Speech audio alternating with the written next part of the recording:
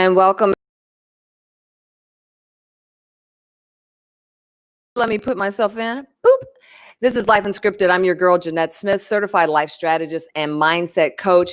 It is another day, another opportunity, and I'm excited about what we're going to do with our time today. Thanks for hanging in and thanks for being with it. I see you all already in the chats. Good afternoon, Michael. Good to see you. I'm doing good. Thanks for asking. Hi, Karen. Great to have you with us. Leola.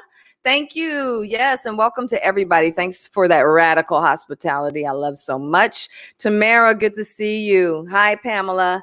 Your connection keeps dropping. I'm sorry, sweetie. Just keep working with it. Monique, good to see you. Good to see you. All right, y'all. This is the day that I was just telling my panelists, the focus group, we've kind of assembled that. I was excited yesterday, and then today I was kind of feeling some other sorts of ways, and I'm trying to put it all together because today we're looking at inner me, implicit biases, right? And the conversations, and I know you all have seen them on social media. Maybe like me, you're starting to learn new things about people that you thought you knew, perspectives, thinking. Some can be more enlightening than you thought, more encouraging, some borderline horrifying. It's a lot. It's a lot. And then meanwhile, this morning, more reports are surfacing about racial injustices, with treatment of advocates of all races during peaceful protesting.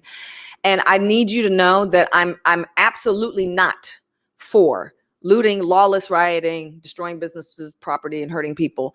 But if that's the only conversation we're having, I feel like we're missing the mark. And so we're here today.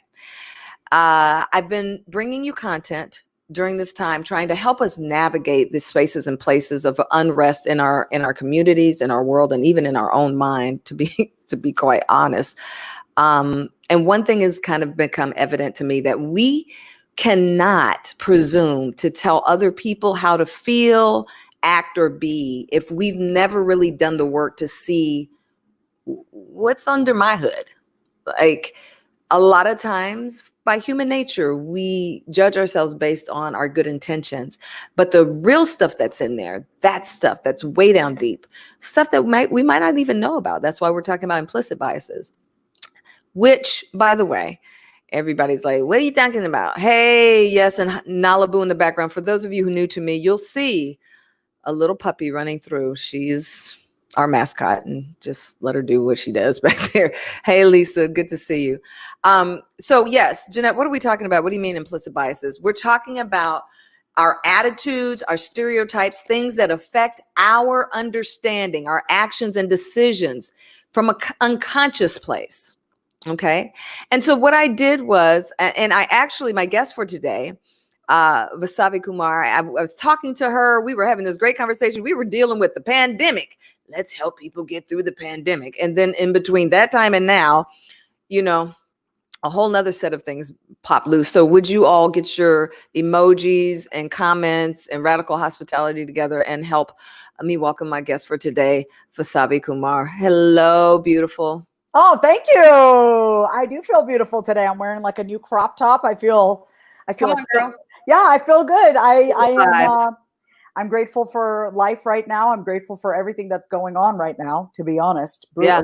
I think that I'm honored to be on here to talk about something that I've been talking about for years in the work that I do with my clients. And it's, implicit bias is not something that is, it's universal, right? And it's actually not limited by race or gender or even your country of origin. We all have implicit bias. So I just want to say that this is not only if you're white do you have implicit bias. We all have it. Right. Yeah, we all have unconscious thoughts and feelings, and they're only implicit if we are unaware of them. Yes. Right. So I love that you said we're talking about the inner me, because this is really about developing our awareness about how we view certain people, in the specific time that we're in, how you view Black lives, right? Yeah, And what has your relationship been?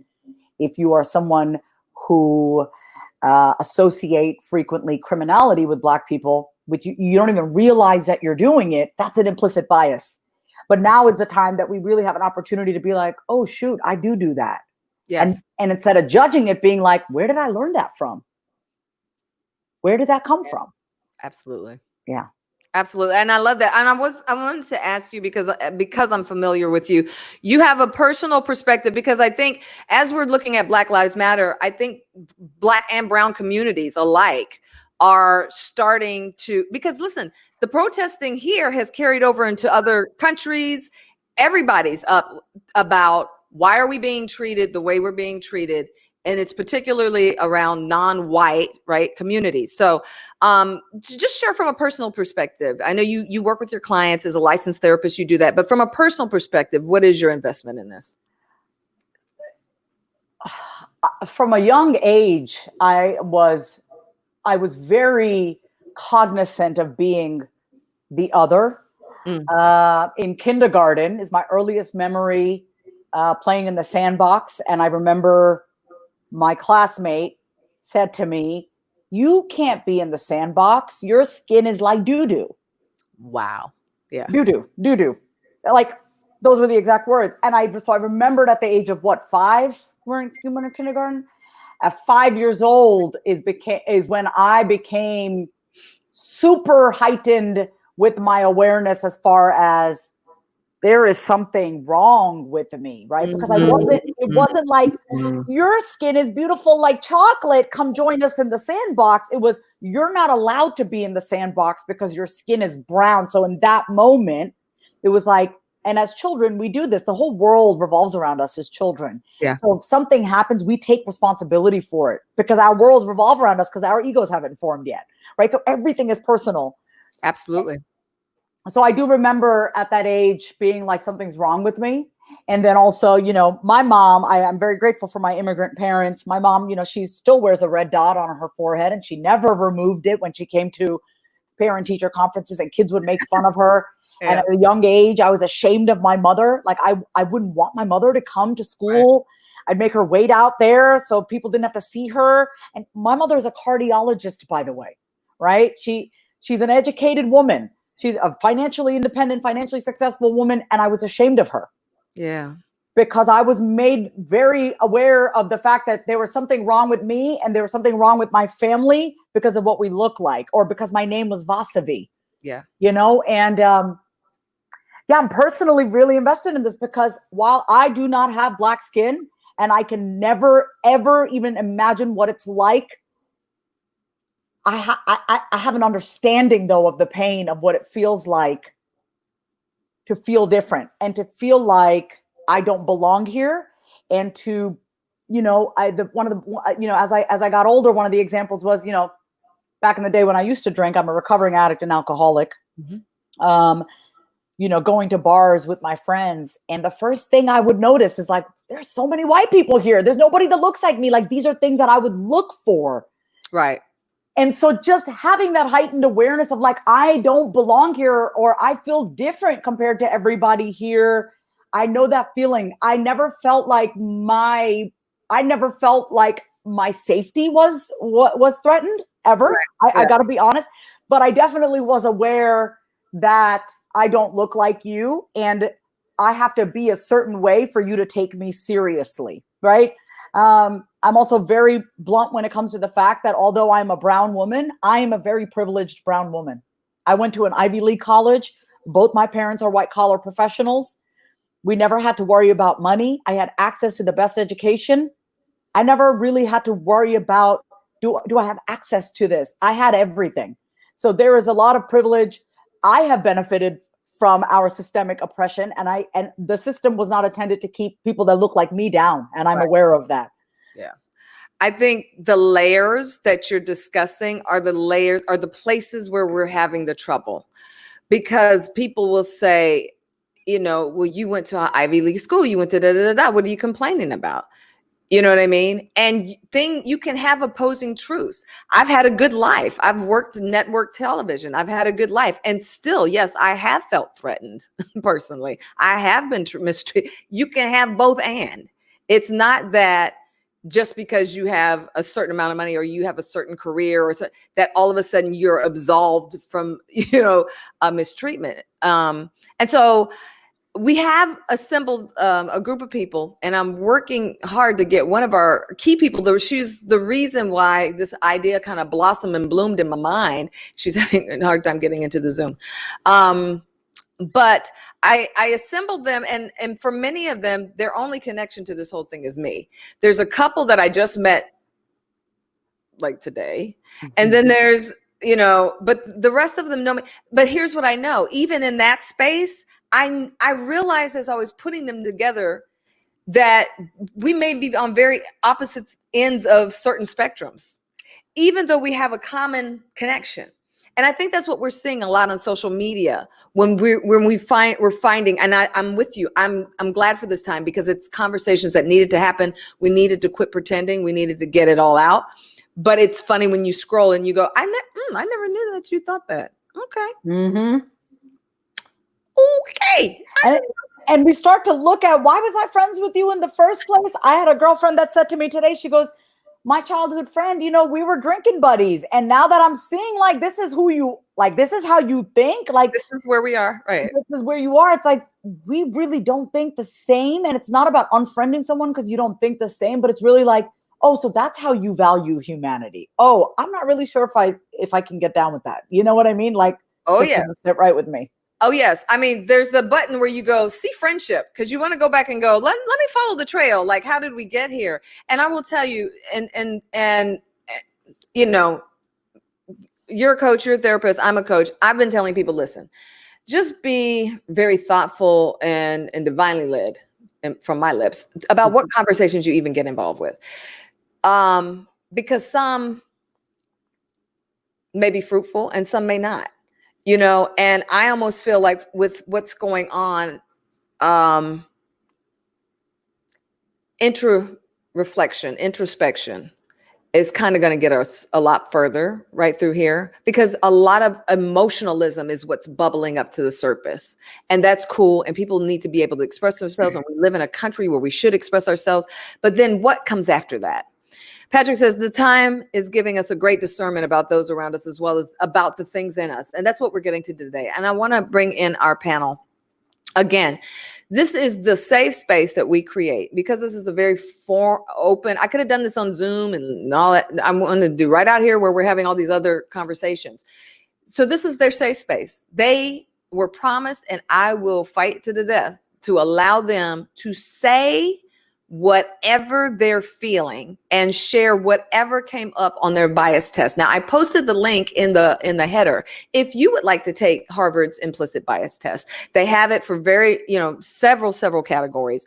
Because of our amount of time today, we're only going to look at 5 areas: age, gender, as has to deal with career, sexuality, skin tone, and race.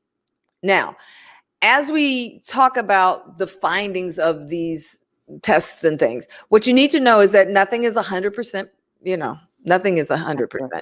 And even, Harvard will tell you that it could be this, it could be that. And they have a disclaimer up after you take the test. And let me read the disclaimer. The results are not a definitive assessment of your implicit preference. The results may be influenced by variables related to the test, the category labels, particular items used to represent the categories, the person, how tired you are. All of these things come into play. The results are provided for educational purposes only. And for us, it's for us to have a conversation. Did you learn something about yourself? Did anything surprise you about yourself? Is this something that you want to dig into and look more into? Do you feel like you have tools now to help other people do some self-excavation and ask themselves these questions? So here comes the dream team, y'all. And I'm so grateful to them. I'm going to ask them to introduce themselves. Since you all don't know what order I see you in, I'm going to unmute you all. Can you all, well, it won't let me. Y'all unmute yourselves.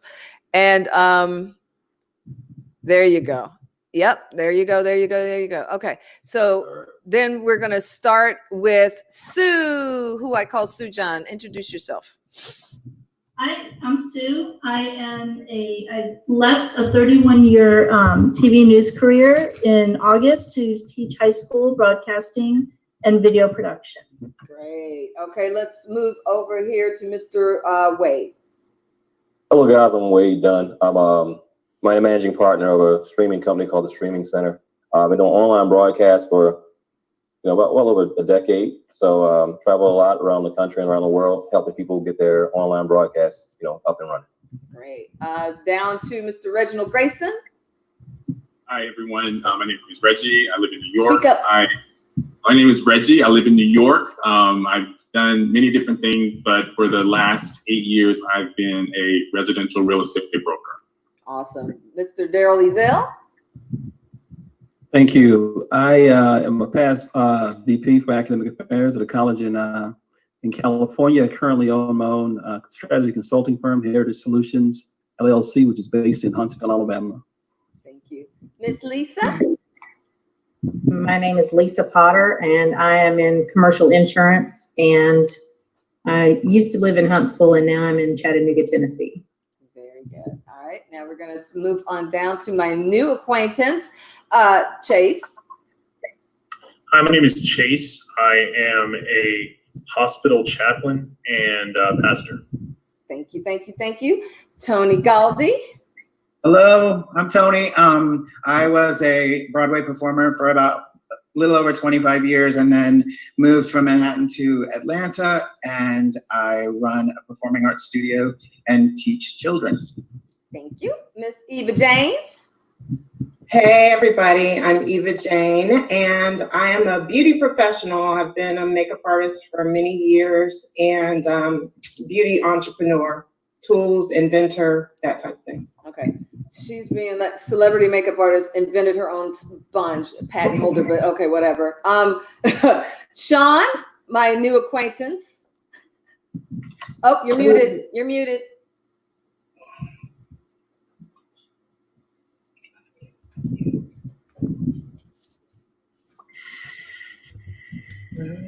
Okay, here I am. There you are. Hi, my name is Sean, and I'm a father of a lovely 14-year-old boy, and his name is Noah. Oh, okay. And I'm trying to get Dana in. Dana is, I told you she is the reason that I kind of looked at trying to have this conversation more deeply.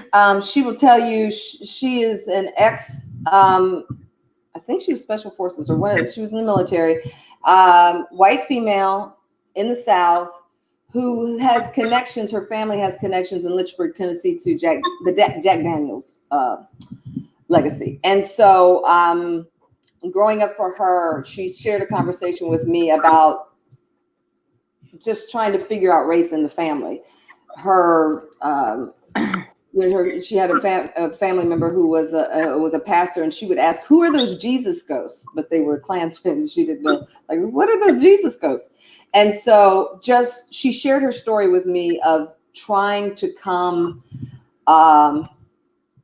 full circle in understanding through her family. And what I want to honor about her being the impetus for this jumping off is that sometimes when you do what's right because it's right and you do it right, you might lose some folks that are doing it wrong. And sometimes those folks can be tied to you through blood. And so for all of you who are standing up for what's right because it's right, we honor and we respect you. So we're going to go and we're going to talk a little bit about these tests. Now, I kind of arranged them in order so that we could kind of get comfortable with each other talking. They've never met. Well, they kind of talked a little bit in the background, but I wouldn't let them talk about the test. So just to kind of break it up a little bit, I thought we'd start with the age category. Okay. And so Vasavi, I know that you also took the test. So if as you want to share too, I'll jump in and I'll tell you that the result that I got back on the age test said that your responses suggest a moderate automatic preference for young people over old people. Now, this was shocking to my mother, whom I had no, not really, but I took that and what I did with that was I said, really? I wouldn't think that. But then I started thinking about that I mentor a lot of young people. And what you should know about the test was it wasn't just like questions like, do you like young people? Do you like old people? Do you hate? It wasn't like they would have you look at images and you would have to pick. You would have to go between good and bad, different images, talk of death, and all sorts of things. So there's a lot that goes into this. Basavi, what was your result in that area? So I got to be honest with you. When I tried taking the test, the category was they didn't have anything for Indian. So I picked Asian, but it was Asian more of like Korean, Japanese, Chinese Asian versus South Asian. They had a Middle Eastern category. I'm like, well, I'm not Middle Eastern. And then I got annoyed. And I was like, why aren't Indian people in this? So that's the truth. I was like, they said Asian, but like I'm South Asian. India is a subcontinent. South Asia. So I did. Yeah, I did not do it. Let's hear what the panels have. We're in the category of age, y'all. So Sujan, what was your result? Mine said that my responses suggested a slight automatic preference for old people over young. Okay, it would be a surprise to my students. There you go. What's the age range for your students? 14 to 18. Okay. High school. So would you say that was a surprising result for you then? You know, I thought it was surprising, but as this was my first year teaching, and before that, you know, the age in our newsrooms have skewed more older than younger. Although I am now an older person. I hear some background noise. I'm not sure. Let's jump over to Wade. What was your result, sir? You know, I missed that test. I thought I was missing one. I had all the other ones. Don't so worry I didn't about get it. that one. So You're good. I completely missed that one. We'll put you on simmer and come back. Reggie? Mine was no automatic preference for old versus young. Okay. Daryl? Missed age and sexuality, but I got all the rest of them. Same Okay, situation. we'll come back. Who did the age one? Raise your hand. Okay, Lisa? Mine said I had a strong preference to young people, but I am single. So I will admit that I spend a lot of time with people that are in their 20s and 30s because they're the ones that are single versus people my age who are all married with partners. I just don't spend a lot of time with those people. So I wasn't really surprised by that. Got you. Chase? Mine had a slight preference for younger people, which actually shocked me because I used to work a lot with younger people. And then recently when I started to be a hospital chaplain, it kind of switched. So I think some of the questions, I would have answered them differently about 5-6 years ago. That's what I wonder too, about different seasons and spaces of our life. Tony? I had moderate response to young over old, over older. And that is a change for me. I think as I went into this new season of my life, going from my, that profession that I was in to now, mentoring young people. And I think that's probably a part of that shift. I know for me, I also, when I left New York, it was a very traumatic exodus from that place and my career. And it was just, so I walked away from it and had to sit. And so I think I also have trust issues. I think there's part of it. It's like young people, I just feel like I don't know. I just feel like I connect with them differently. I connect with their authenticity and their, blind ambition, and it just speaks to me. So it just feels easier, I think.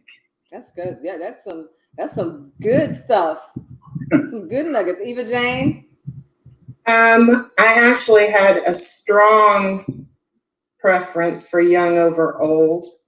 And I don't know, I was raised by my grandmother. I thought that I would, maybe skew differently, but now I'm in the season where I have 14 and 16-year-old sons, and I'm around their classmates a lot. I mentor younger people. So it kind of makes sense. Sometimes if I see kids around their age, I'll stop and I'll just be fascinated and want to watch, like, what are they doing? What are they interested in? So it made sense. Okay. All right. And bringing it up from the rear, Mr. Sean. Sean, you're muted. Oh, Lord. Sean, you can't. It's just. I'm muting myself because I live in a loud neighborhood. I got you. I was gonna say, you know me. You don't know me at all. I'm going to joke you. So come on. What you got? But I gotta say, I took this test years ago. I didn't take it specifically for this go around. And so I am really just a participant to take it in and understand myself and sort of see what I can get out of the conversation itself. Okay, I'm gonna let you mute yourself, and if you have a burning nugget you need to drop in, just raise your hand and I'll. Thank you very much. Yes. Okay, good. So let's look real quickly, y'all, at the national averages and what. Now this only goes up to, I think it was 2015. Harvard said the strong automatic preference for young over old is 35%, moderate 29%, slight 16%. Little to no preference was 14%. And then you could see how drastically down in the single digits it drops for a preference for older people. And so, Vasavi, when we look at stuff like this and taking this test, what are the questions and what are the things we should be saying to ourselves or taking away from our results? I think the first thing that we have to ask, and I took a kind of like a mental screenshot of that, anytime we have any sort of results, the first question that I would ask is, what is the earliest memory for me? If we're talking about young versus old, right? We can ask ourselves, where in our life did we feel most connected? Who did we feel most connected to? It might be a grandmother, like someone had said, if you were raised by your grandmother, or for the woman who said that she's single and she hangs out with people who are younger, that makes a lot of sense what she's saying. Like it's also because of just the community that we're in, right? If all your friends are married, it makes more sense. Like, you obviously they don't have time to hang out with you, so you're hanging out with people who are younger. But the first question I always ask is, where did I learn this from? Where does this stem from? What is my earliest memory of being drawn to, in this case that we're talking about young versus old? What is my earliest memory of feeling more comfortable around somebody who's young versus old, or old versus young? And I always, as a licensed therapist, the beautiful thing that I get to do is really always to look at the core, like the root, like where did this come from? Because only when we really understand where it comes from and we get it and we understand it, if we want to change it, it's going to be not easier necessarily to change it, but a lot of times we don't really feel the need to change things if it doesn't affect us. Like we have a very high tolerance for pain. I mean, I've worked with survivors of domestic violence, and I think statistically it takes about 7 or 8 tries to get out of an abusive relationship, right? It takes time to change. It takes time to break the cycle, to create new habits. And so we have to first understand what are the belief systems that are keeping us gravitating towards certain people or avoiding certain people. Where did I learn this from? I always love to look at who are the voices in your head? Yeah. And it's usually mom or dad, or it's usually someone in your life that impacted you, that it's no longer your voice. It's no longer you talking to yourself. It's someone in your life that has influenced you, that you've internalized their messaging as your own. And that's why, racism, we are not born being racist. It is taught. So, if we're talking about that, asking yourself, what is the first messaging that I received about Black people are bad, or, Black people are scary, or we need to fear Black people? Where did I learn that from, right? So we got to ask ourselves that. Where did this come from? I love it. And so we'll jump over to, let's jump over to gender, y'all. Jump over to gender.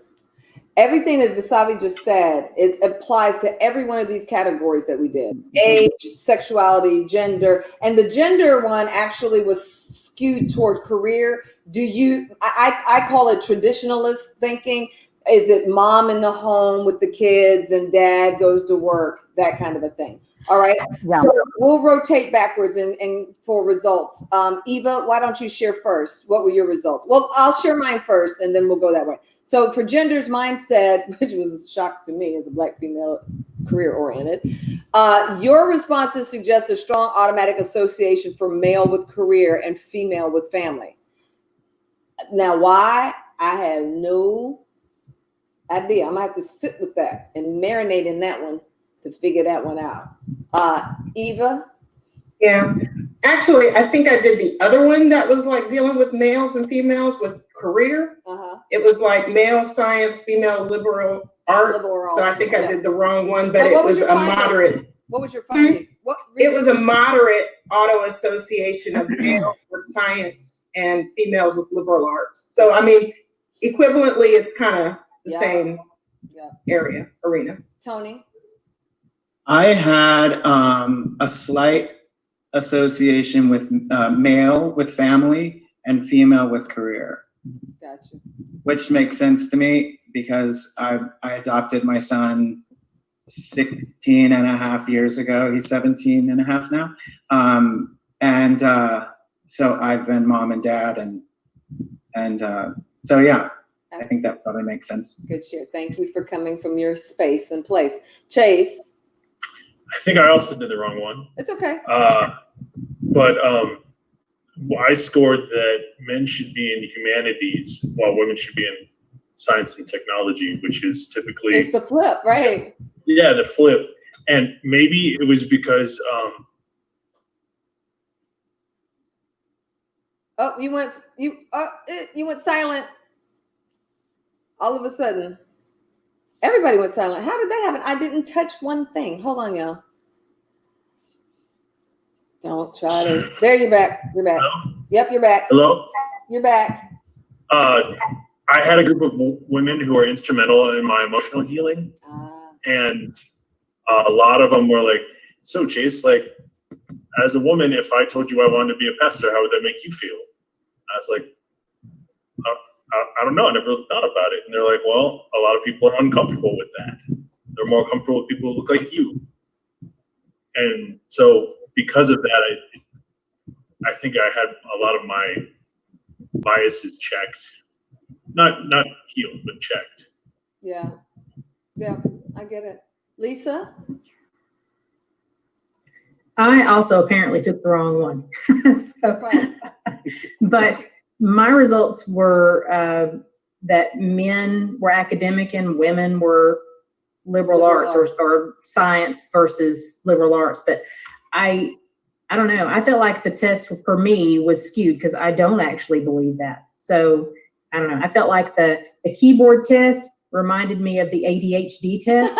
You get stuck doing this one and your brain can't turn it off. So I felt very much like that was skewing my results. So, it would switch gears and my brain would not switch gears. But I actually don't think that. I don't think that men are more scientific than women. And there were some questions at the end about men working versus women not working. And why in the job force men hold certain jobs. And I do think that it is still very skewed towards, the WASP, the white Anglo-Saxon male has more opportunities in the workforce and everything else than anyone else. So I think that's true, but I don't think I feel like women are not as scientifically inclined at all. I'm not, but I don't think that applies to everyone. Well, thanks for being honest. Daryl? Yeah, it said I had a strong association to male with family and female with career. And I really believe I know where that came from. Working in leadership and administration, you can't really walk in with traditional views. And for me, as working in a majority environment where I was pretty much the only African American, I understood on day one the need for diversity and inclusion and gender parity, gender equity, in making sure to recognize fellow women colleagues and to ensure that we promoted women. So I guess a large part of my thinking, especially over the last 5 years, has been to break from some of the, maybe one would say, Southern traditionalism when you're working within administrative positions and leadership. That's awesome. I also know that you got a strong mama too. Yeah. Let's go to Reggie. Reggie, your result? Mine was a strong automatic preference for males with career versus females with family. So I'm sorry, not strong, moderate. And I was a little initially surprised by that, but I think it's just that I did not want it to be that. But the more I thought about it, I don't necessarily interpret these results as what I mean, it is what it says. It's an implicit bias. I, as a modern liberal thinking man, have worked for, the opposite of what my results showed. So I think things like this are really important because we see ourselves in one way, and we may actively run our lives, if you will, in that way. But we always have to be conscious of these implicit biases. And as Daryl just said, when you're in positions where you are hiring people and those types of things, and you come to the table either denying that you have those biases or not understanding that you do, you're just making all types of decisions, believing that you are impartial, and you're not. So that was an interesting result.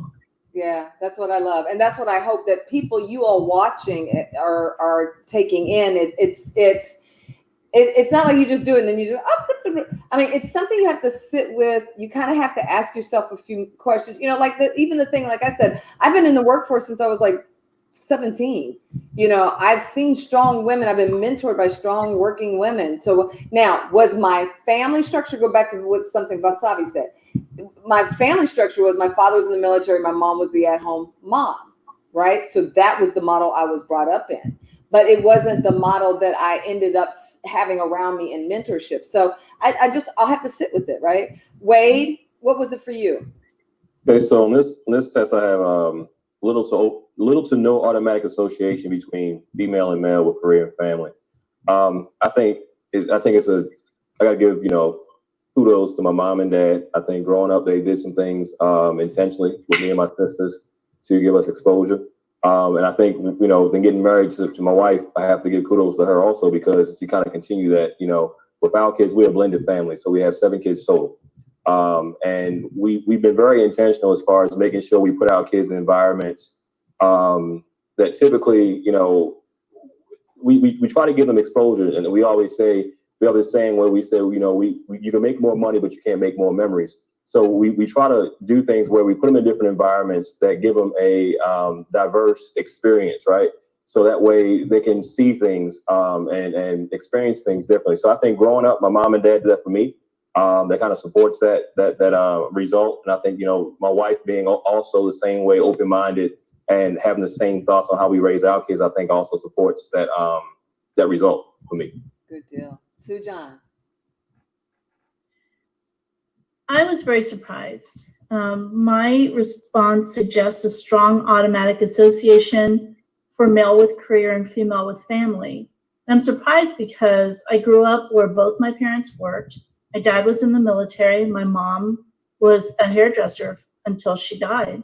And like you, started my career very early. I mean, was working since 14, moved out on my own when I was 19, and have always been around women as bosses, leaders, mentors. So yeah, this is something I really have to sit down and think about, how it came out, not just an automatic association, but a strong automatic association. Yeah. So we're going to jump over because we have sexuality, skin tone, and race to go. And I know that Vasavi was going to have to pop out here at the top of the hour. And I definitely want to get her influence and her insights. And so we're going to go straight for skin tone and race, and then we're going to come back to sexuality. Okay. So in the area of skin tone, and let me just show, because I've been trying to be responsible with what I shared. We just talked about gender. So this was the national results for those who are interested. The strong automatic association with male to career is 24%. And you juxtapose that with the strong automatic association with male and family, and female with career is 1%. And so then you see, the highest percentage was a moderate association with male with career and female with family. So that just kind of tells you. And again, this was results from 2005 to 2015. All right. So now we're going to jump over and we're going to talk about, what did I say? Skin tone. So my results said your responses suggest a slight automatic preference for light-skinned people over dark-skinned people. And so I said, Is it because I'm a light-skinned person? I don't know. And I need all my dark-skinned friends to don't wild out on me because I still love you. I love you the same. I got to figure out what this means. I want everybody that was surprised by your result to raise your hand. If you were surprised by your result. Okay. Well, pretty much everybody. Not you, Sue. You weren't surprised. Yeah, I was surprised. Everybody was surprised. All right, let's do it. Everybody was surprised. Let's start in the middle this time. Reggie? So mine was a moderate preference for dark skin. And I guess what I will say very quickly is... And why is he smiling? Goodbye. Goodbye, Sean. Close your camera. Shut your camera off. Why are you even here? Plus one to the party. Sean is one of my best friends, so I'm sure he's happy about all this. Sure, yeah. And he would have some comments to add. Just stay muted. But I fixed the results because I wanted it to say that, because there is evidence in my life to the contrary of my results. Come on, be real now. Yeah, so I mean, I don't know that I actually literally sat down and tried to whatever, but I did not want the results to bear out what I think is my preference. So, and they didn't. So I was kind of shocked. So I was going to say I'm happy with the results, but it's not about being happy or whatever. But yeah, I mean, in terms of people I've dated and whatnot, I would have thought that it was going to say a preference for light skin to some degree, but it said dark skin. And I was like, yes. But it feels almost false in some way because it's something I've actually had that I identified earlier in my life, and I wanted to actively make sure that I was not showing bias against darker skinned people. So maybe it's true. Maybe my work is actually, my self-reflective work has paid off. Who knows? Patrick said, and then Vasavi, I want to pull you in. This was about your last comment. Yes, Reggie, the implicit bias does not have to define us. We can actively work against them, but it serves us to learn them so that we may not be undermined by them.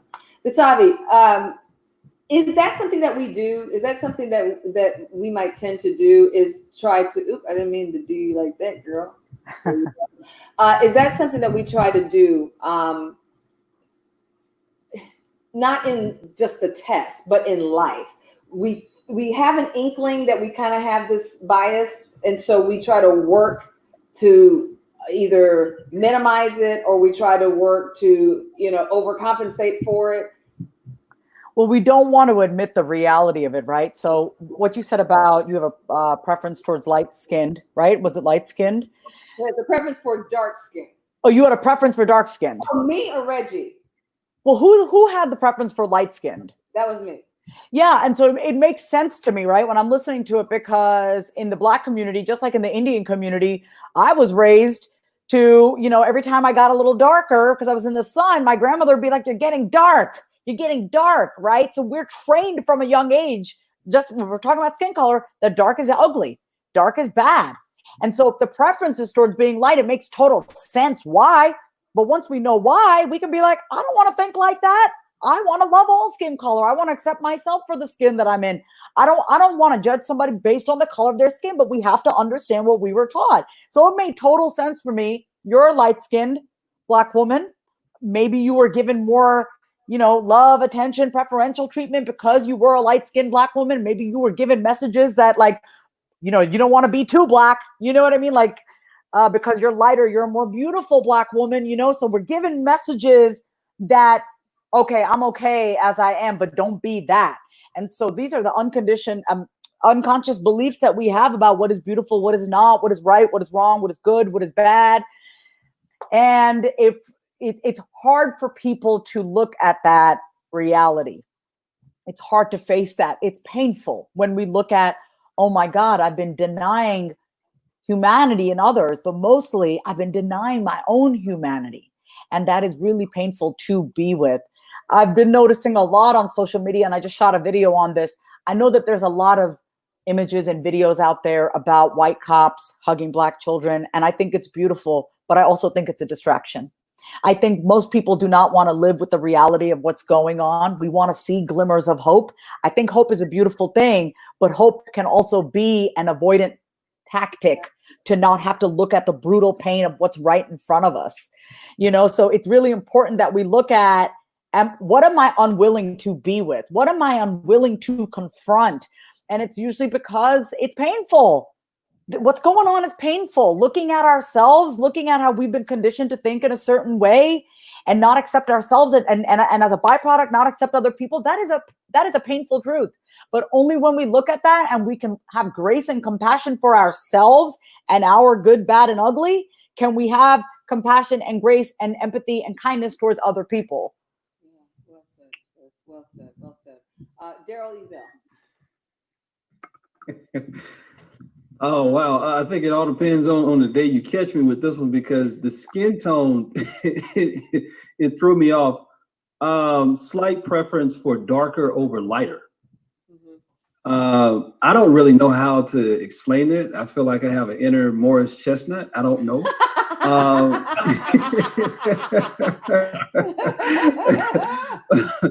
But I was kind of like Reggie in the sense that I was searching for balance, right? Because in these spaces, you don't want to work in a work environment and you're preferring another person. So I'm in that space and I'm clicking and I'm like, okay. I respect that, but I'm not just that. I'm somewhere in the middle because I want to be mindful, when I'm in society and so on. But internally, I don't know if it's social context with regards to all the stuff that's going on right now, in the media that I'm seeing, regards to this, so on and so forth. So that's why I say it all depends on maybe the day. I'm not sure. I understand that. Trust me, I do. Lisa. Mine said that I had a moderate preference for lighter skinned people. And I think, having been raised in the South as a white female, I think you do have, especially when I was growing up, it was still very racially divided. And, it was taught in my home. It was taught in my family. I mean, even today, I have family members that I don't talk to because we can't talk. So I think at some point in my life, I made a conscious decision that those things are wrong, that I was taught, and I changed my thought processes. So I was a little surprised that it said I had a moderate versus, slight. I mean, I don't know. I felt like it was probably from how I was raised, but, I feel like we all have to make those conscious decisions that the way we were raised was not necessarily right. And, I've raised that. My proudest accomplishment in life is how I've raised my children. My daughter, bless her, does not see color. She does not see race. She does not, she is exactly the way I would want her to be. But I think that's not how I was raised. So I think that's probably why mine was skewed that way. And we, Vasavi, often will compensate for things that we've experienced growing up, or our experiences and stuff, when we get ready to mentor or raise children and those types of things. We're like, I had it like that. No, I'm gonna make sure that deposit doesn't come out. So that's something that happens often, would you say? Yeah, absolutely. I once had a mentor say to me, what you resist persists. So I take my sister, for example. She's worked very hard to not raise my niece and nephew a certain way and not be like my mother. I love my mother, but my mom she's a whole, but the more you try not to be like something, you end up being like that person, or you reject that part of yourself, and then you lack compassion when you see that quality in somebody else. Right. So even though you may not show up like what you're trying to move away from, if you reject that in somebody else, you're rejecting that in yourself. And so your capacity to be with that within another human being is going to be limited. So what you're saying is we should what? Embrace it, face it, and embrace it. And how do we move forward? I would say, first and foremost, it starts with you, right? Not to be, cliche, be the change you want to see. If you're around family members who make certain comments, you got to speak up, like first and foremost. And we are afraid of speaking up because we don't want to be rejected. We don't want to be disapproved of. We want our family to love us. We don't want to be alone. That's one aspect. But the first step is to really, this test is a good starting point, but especially if you're trying to do this work, especially anti-racist work, is to really ask yourself, what did I learn about Black people growing up? What did I learn about, people of different races? What kind of conversations were my parents or my caregivers willing to have or not willing to have? Were things talked about openly in my household? Because we have to reparent ourselves. And I'm not into bashing our parents. Our parents did the best they could with what they had, but it's really about giving yourself the things that you did not get growing up. If you were not given understanding, openness, kindness as a child, you literally do not know how to give that to somebody else. Or you can try, but it's going to be limited. So you got to give yourself what you did not get as a child. So it's called reparenting. So you got to reparent yourself. And oftentimes, I ask myself, what do I need right now? What do I need to give myself right now? What do I need to tell myself right now? Because we cannot have empathy for other people if we do not have it with ourselves. We just can't. If we're going to shut ourselves out, if we're going to abandon ourselves, how can we be there for another person? We just can't. You cannot give to somebody else and understand the plight of the pain of other people if we haven't sat with ourselves and really taken a hard look at ourselves and how we think and what our beliefs are, without justifying it, without rationalizing it, without validating it, without minimizing it. We don't want to be with the reality of what is, but only when we can really be with the pain of the reality of what is, can we really even begin to see the gravity of the monstrosity of the situation going on right now. So don't run, move towards it. Yes, those are the conversations I've been having. Lean in. Like, even when it feels awkward, let that space be okay. You're still okay. Just let that moment hang and be weird. We'll be okay. Yeah. And this is, I totally respect the I can't breathe movement, but I want to breathe. I will breathe. And I think that we need to take a breath. Like, we all need to take a breath. Because the truth is, I think we've come. I don't know about for you all, but for me, this feels a little different this time. Like this one feels different, right? Would y'all agree? Yeah, this one feels different, and I feel like we have an opportunity to push into this, like Vasavi's talking about. Like, let's lean in because we can actually get some things addressed. There was a question, Lisa, a follow-up question for you. Not seeing color or appreciating varied colors, tones, or races. Would you say she does not see color, or she just appreciates varied tones, races, and cultures? She appreciates everything. And, it's like, I'll give you an example. When she was in second grade, she came home one day and we had switched schools. And she said, "Mom, I don't understand who they're talking about." And I said, "What do you mean?" She said, "They keep talking about the Black kids. There are no Black kids in my room. I don't know who they're talking about." Because for her, everything was in shades. It was the light brown little boy or the dark brown little girl, but everything was in shades of colors. And that was a real struggle. She struggled for about 2 years with the race, the calling of the entire race Black. She did not understand.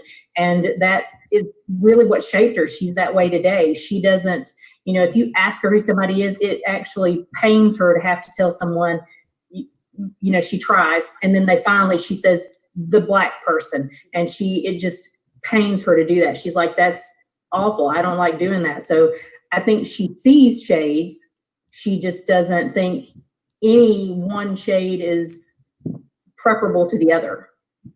I think that's my sister said to me yesterday, my 7-year-old niece said, "I don't want to grow. I'm happy I'm not Black because it's hard." And my 7-year-old niece said that. And I said to my sister, "You're doing a good job with her," because I think it's important that people realize that we are treated differently, and it is not easy being Black in America. And the fact that my 7-year-old, not my 7-year-old, I don't have kids, that my 7-year-old niece can say that is already showing that she's getting how people are treated in this country. And I think that that's important. So I think it's beautiful to be able to see the different shades, but I also think for adults, a lot of adults are like, I don't see color. It's like, if you don't see color, then you're not seeing the person for what they've been through. Unfortunately, color determines your mental and emotional health in this country. Yeah, it does. So if you don't see color, then you're not really honoring what they're going through, right? Like I have a lot of friends actually who I've had to unfriend because I'm brown, I'm Indian, and I'm also a therapist. People think they can get away with saying shit to me. I was like, no, you're not going to get away with saying shit because I'm neither white or black. Like, I very much understand what it's like to look different in this country. So it's funny. Like, people will test the waters with like, you're talking to the wrong person. Like, unfriend. Like, that's not going to happen. So yeah, that middle place. And I'm so glad that you said what you said. And Lisa, I'm so glad you shared what you said, because here's a truth that I see. It is hard as a non-black, non-brown person sometimes to navigate, how do I do this? So I don't want my child to be exposed to some of the racist stuff, the blatantly racist stuff that I grew up in. So I'm going to try to raise my baby. We don't look at that. That's not what we're going to do. We're going to take that off the table. I want you to look at people for who they are, and we're not doing that. Right? And what you could hear is, and what I hope you don't hear, is nobody smacking your hand for that. Nobody's smacking your hand for that. Because listen, as Wasabi said earlier, parents are doing, well, I see you over there. I'm not smacking your hand for that. I won't speak for you. I'm not smacking your hand for that. Because there was no class online on Udemy that I saw where white parents sign up for this to learn how to raise your children to be ethnically tolerant and diversively sound in how they see people. I never saw that class on Udemy. I never saw it. And here's the other thing. These conversations, is that the first time you'd ever heard that perspective, Lisa? What Wasabi shared. That's not the first time you ever heard perspective. Okay. So then what I hope the viewership is listening to is like, oh, okay, but that's what I was doing with my kids. Oh, okay, that's what. So I'm not trying to dishonor this person for who they are, what they've been through, what their ancestors, all of that. I'm not trying to do that. So maybe now I need to shift it. So it's not going to be take this all the way off the table. Maybe what I do is I start adding things to the discussion and start adding things to the communication. And that's what I hope we get out of this. Go ahead. It's like the bigger picture with anything, right? Whether you're talking to your kids about racism or whether you're trying to address your own issues, you always got to get to the root. Every single group of people in our country have a story. So to just say, these are Black people, they're just people, that's a beautiful place to start. But I also think it's important to say, and by the way, our country was built on their backs. Absolutely. They were taken from their land to bring here, and we treated them as slaves. Like, I think because without knowing the root, you're just like, oh, they're just people. And then you're raising children who are just like, well, you're just a person, without understanding their mental and emotional psyche. Yes. Right. And so it goes with anything across the board. Like, I think it's so beautiful. It's so easy to judge someone, but then to be like, oh, once you peel back the layers, you're like, oh, that's why you act the way you do. Absolutely. That makes sense to me, right? It's so easy to snap judge and be like, oh, you're just a crappy person. But when you listen to them and be like, oh, you've been through abuse, you've been through this, you've been through that. Okay, there's no excuse for the behavior, but at least I know why. So I think it's important that, yes, we are all human beings. We are all loving, children of God or whatever. But I especially educating the next generation that this is stolen land and we did have slaves. Like, it needs to be known. And that's the only way we can really kind of understand people and walk in their shoes. That's how we develop empathy, is by understanding where they've come from. Try to understand. And how can someone develop empathy if they have no clue what they've endured? Absolutely. Right. That's why these conversations, yes, Cherie, that's why these conversations are important. Because if you didn't grow up and those weren't the conversations in your household, where do you even get the tools to have that conversation? That's what I'm learning about on social media. I'm seeing people who either don't want to get in the conversation because they're afraid of being judged by their circle. They don't want to jump in. Jeanette, you're falling out audio. Oh, can y'all hear me? Oh, yeah. Yes, better. I was giving you all my mic. I see kind of like three categories on social media right now. There's the people who don't want to get in the conversation because they don't want to be judged by their circle, whether it's their immediate circle of family, their job, or whatever, you know, inner, outer court, and all of that. Then there's the people who they just don't have the tools. They just don't have the tools. They don't even, it's like, I described it this way. You all tell me if this resonates. It's like watching Double Dutch. And they're watching it, the ropes are flying, and they're like on the outside, like, okay, where do I get in? Okay, I'm in. And they're trying to get in without getting decapitated by white people and black and brown people. Like, they're like, right? and I see you, Chase, like, yeah. So my thing is the tools. I cannot that every family had those tools, especially if, like, my new Facebook friend, and then she says she's watching, and I want you to definitely jump in the chats. Feel free to jump in the chat, sweetie, if you're there. Who said, like, I had to basically say goodbye to my legacy, my family, my everything, to say this is wrong. So then you've disconnected yourself from tribe, family, blood. So now you're floating. So this is what I want to encourage through this conversation. Grab the floaters, y'all. Grab the floaters. Because tribe becomes who we are connected to by our core values, by what we believe, by what we'll stand for, by what we'll even die for. Those are that becomes the tribe that helps shift this stuff forward, right? That's the tribe. So I was going to save this from a timeout, but I know Vasavi's got to go. Go ahead. Jump in. Vasavi, did you have something? Oh no, I was actually going to say bye. And yeah. I just wanted everyone. Whoa, hold on, Vasavi. I'm going to give you full screen and just share your whole final thoughts.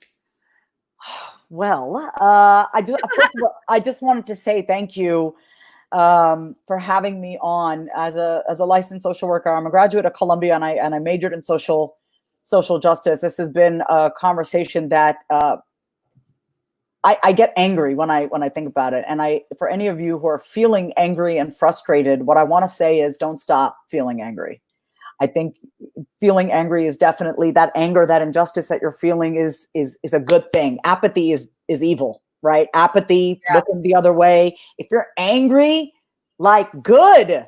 So, like, we just saw somebody be murdered on our freaking phones. Like, that could have been, you know what I mean? Like, that's infuriating that a human being was treated that way simply because of the color of his skin. If you are devastated, be devastated. And use that emotion to fuel change, to educate yourself, to ask those questions. I've had people ask me questions. They're like, I'm sorry if this is a stupid question. I'm like, it's not a stupid question. I love that. I was like, it's not a stupid question. Like, ignorance is stupid. Not knowing is keeping you small, right? So it's like what I would say with anything, you know, and people come to me for mindset and business. It's like, if you don't know, you got to ask for help. And put aside the pride of looking stupid, or I should have had this figured out. Like, yeah, I mean, it's no point thinking about that. It's really about, I got to know this. I got to understand this. Google it, ask someone. Yes. And knowledge, self-knowledge is really the answer. Self-knowledge and being willing to listen and learn. So I just wanted to say thank you for having me on, and for all y'all just sharing so openly. I appreciate it. No, thank you, Vasavi. You are definitely, everybody's loving you up in the chat room. Thank you so much for your leadership and your contribution to this discussion. Yes. Vasavi, we'll talk soon. Thank you so much, my dear. Appreciate Bye, everyone. Thank you. Bye-bye. I love the ask the question. So remember, I was talking about the three groups, at least that I could see. The people who don't want to get involved because they already know the fallout from their inner outer circles, the people who want to jump in, but they're like trying to figure it out. And then the people, let's just be honest, they don't value Black lives. They don't value brown people. And that's just what it is. Right.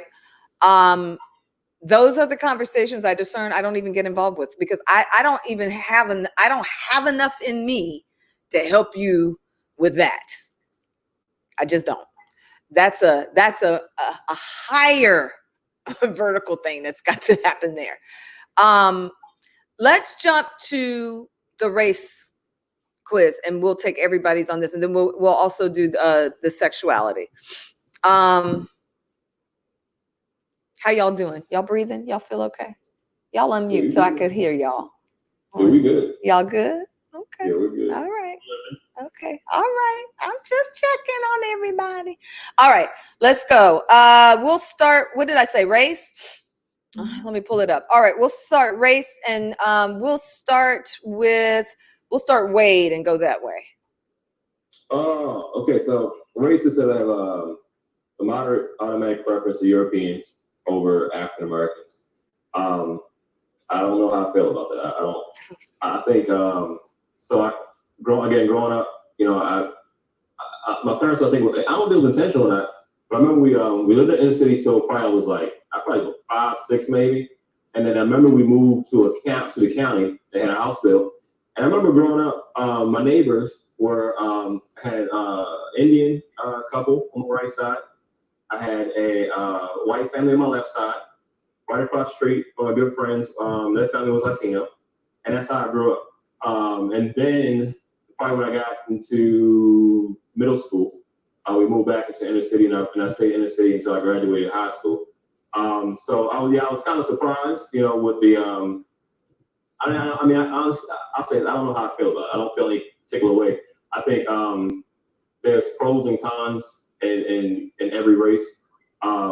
Again, I credit my wife because what we do here with our kids, we try to expose them. I think what you guys said is important. It's not just about understanding. We have to acknowledge race, not just as Black people, but also other races, because every race has a story that creates their DNA. It creates all these different things, right? And I think it's important to understand the root of each race, to understand why certain people may be that way. I think internationally, there's certain things that you understand where they come from, and then you also understand how it works here in America, which could be totally different from where they come from. So I just, that I don't feel any particular way about it, but I understand that it is, if you understand the race thing, I think it does help you kind of, maybe don't get defensive when it may be something in their DNA, a character trait that caused them to be that way. Or it could be something that's environmental. It could be an environmental thing. So, but yeah, that's what I got. Well, I'll come back to you because I want to ask I didn't ask this question. How many of you were surprised by your results? Okay. Everybody except for Reggie and Daryl. All right. Sue, what was your result? My result surprised me because it suggests no automatic preference between Black people and white people. And at first I thought, does that mean that I'm in the middle? And then I thought, is this actually a bad thing? So I've spent time the last 2 days since I took the test really thinking about this, because I had the same result for skin tone. And I don't know if that means that I have blinders on or rose-colored glasses, or am I not acknowledging people or their color or their race if I have no preference. I don't understand what that means. And so I've really been just trying to learn more about that. And I'm sorry that the therapist left, because I would love to have gotten her take on, what if your result is that you have no automatic preference? Is that good or bad? Right. Well, I happen to know that there's some highly esteemed therapist friends of mine in the comment section, if you all are still watching. So if you all want to chime in on that, that would be awesome. Let's come down to Reggie. Mine was a slight preference for Black people. And kind of going back to what I said earlier, this was something that I have worked on with myself, honestly. Jeanette knows I grew up in a Black neighborhood. I went to a historically Black college. But then I moved to New York, and my entire world shifted. And it was my work environments were white. The neighborhoods I lived were white. I dated white people, white men. My longest relationship of 9 years was with a white man, and I didn't have any. I had Black straight friends, but I didn't have Black gay male friends, and it was something I specifically set out to do. And so Sean, as you all see, is one of my gay Black male friends. And I've just sort of become blackity black over the last, I don't know, like 6 years or so. And now it's actually gotten to the point I've had to kind of, with the election in the presidential election in 2016, I now have gone too far. So I now see that I have not only a preference for Black, but sort of like an automatic sort of reaction to white that I never had before and don't want to have. So it's been something I've been dealing with, and I actually started therapy before the pandemic to kind of like address this issue. Then that therapist didn't work out, but I know it's something that I want to work with. So I wasn't surprised by the results, simply because it's kind of something I've been dealing with for a while now. Gotcha.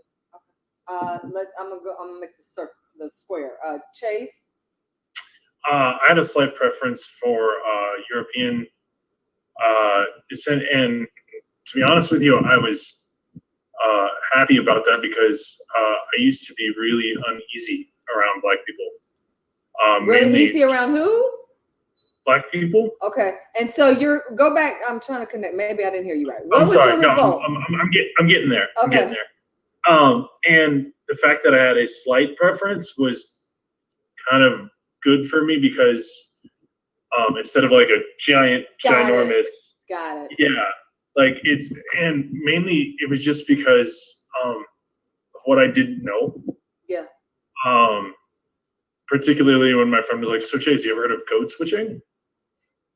I was like, "No," and they said, "So this is when people have to put it through your white filter, so that way you'll understand where people are coming from." I said, "That sounds exhausting." He's like, "That's why a lot of Black people don't like talking with you, Chase, because it's exhausting." And I was like, "Oh man."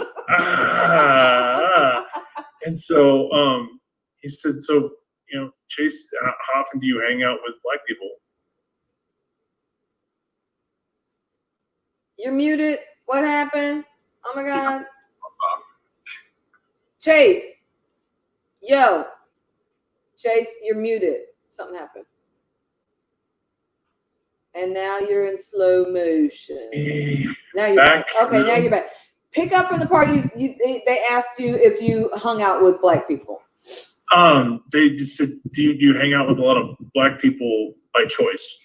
And I said, not really. I mean, I know Black people, but that's like, hey, how's it going? And they said, well, maybe that's why you don't understand what people are going through, is because you haven't hung out with a whole lot. I was like, well, that makes sense. Okay. So for me, it was good that I was trying. And my friend was like, look, a lot of people will bend over backwards if you just try. Yes. Yes. And that's what I tell people a lot. I don't fully understand, and I know I won't fully understand, but I'll try so hard. And my friend's like, it's okay. You're trying pretty good. Just yes. Yeah. Yes. And I mean that's, you see all the Black and brown people going, yes, just the try. We're looking for the try. Anybody with a try. Patrick in the chat room says, thank you for your transparency, Chase. I mean, on the comment section, because I know y'all can't see that. But that's what it's about. I feel like that's what Lisa was talking about, the try. I feel like there's so many ways to try. It's when we as a community don't see the try, and worse than that, the lack of care to try. That takes it in a whole different direction. Okay, Anthony Galdi, you're up. Thank you for that share, Chase. Yeah, so I had a slight leaning toward European, and also in the last one, a leaning toward lighter skin. And I wasn't shocked, but I was disappointed. My son has dark skin, and so Sue, I wanted to be in the middle.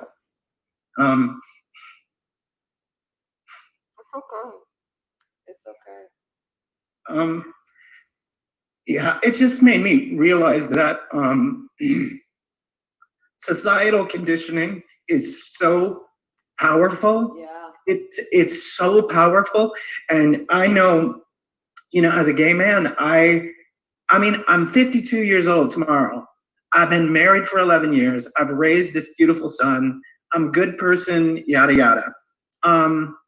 But what I know is that I walk through every step of my life with internalized homophobia. What I think about myself, not because of who I know I am, but who I've been conditioned to believe I am. And, that was kind of my takeaway. I just thought, I still have work to do. And I remember when I came out the night before I moved to New York City, I told my mother, I said, the work is not for me to do. She was devastated. I said, the work is for you to do. And I play that back in my mind now. And I've had this conversation with a lot of white people, that the work is for you to do. And it's not, and owning the reality of societal conditioning, that is a great place to start. It doesn't give you an excuse. It just says, okay, this is real. So look at the big picture. Look at the way we are conditioned to believe. Not only believe of each other, but even believe of ourselves. Because this is something I've carried my whole life, because of all the things that I've heard, and all the religious stuff, and all the political stuff, and all that, And so for me, yeah, I was disappointed because I wanted to be in the middle. I wanted to be like I think, in my my best intentions. Yes. Yeah, it's just the power of conditioning. You look back in history at the atrocities that have happened all over the world because people have been conditioned to believe. And so my mindset now is to reset the conditioning. Whatever my power, whatever my voice can do to reset the conditioning, the societal conditioning, then I'm going to do that as loud and as boisterous as I can be, because that is my legacy and what I leave for my son and all the children. Like, if we don't shift that, and it's just, it starts with your voice. And complacency is acceptance. Bottom line. There you go. If you are complacent, then you are part of it. You are a huge part of it. We can't be timid. We can't be soft-spoken. We have to be, this has to mean everything. Yes. It just does. I mean, I know you so, and admittedly, we haven't spoken, in depth for a long time. But what I hope people see is, it's not just because some people will say, "Oh, you just feel bad because you got to say it on public platform, and you just feel bad because you just." So they can. Nope. That wasn't for you. That wasn't for you. Nope. Let me do that. Let me do the heavy lifting. Remember, this is a safe space. You don't have to do none of that. Let me do the heavy lifting. Nobody has said that. I'm just saying, for the replay viewers or who will say, any of you that share an honest share, any of you can say, well, that's just because of this. And this is what I will say. I know these people. They don't have to say any of this. Some of y'all are just new to me. But this one, I know this one, you don't have to say that. Let me share something that happened. I had a hard time trying to get white male participants.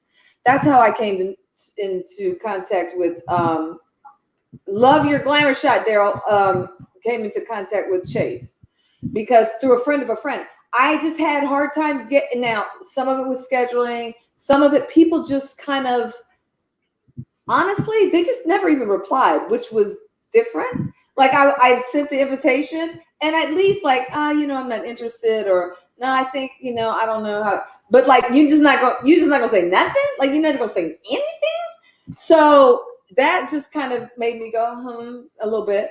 But then I had a friend who grew up in a,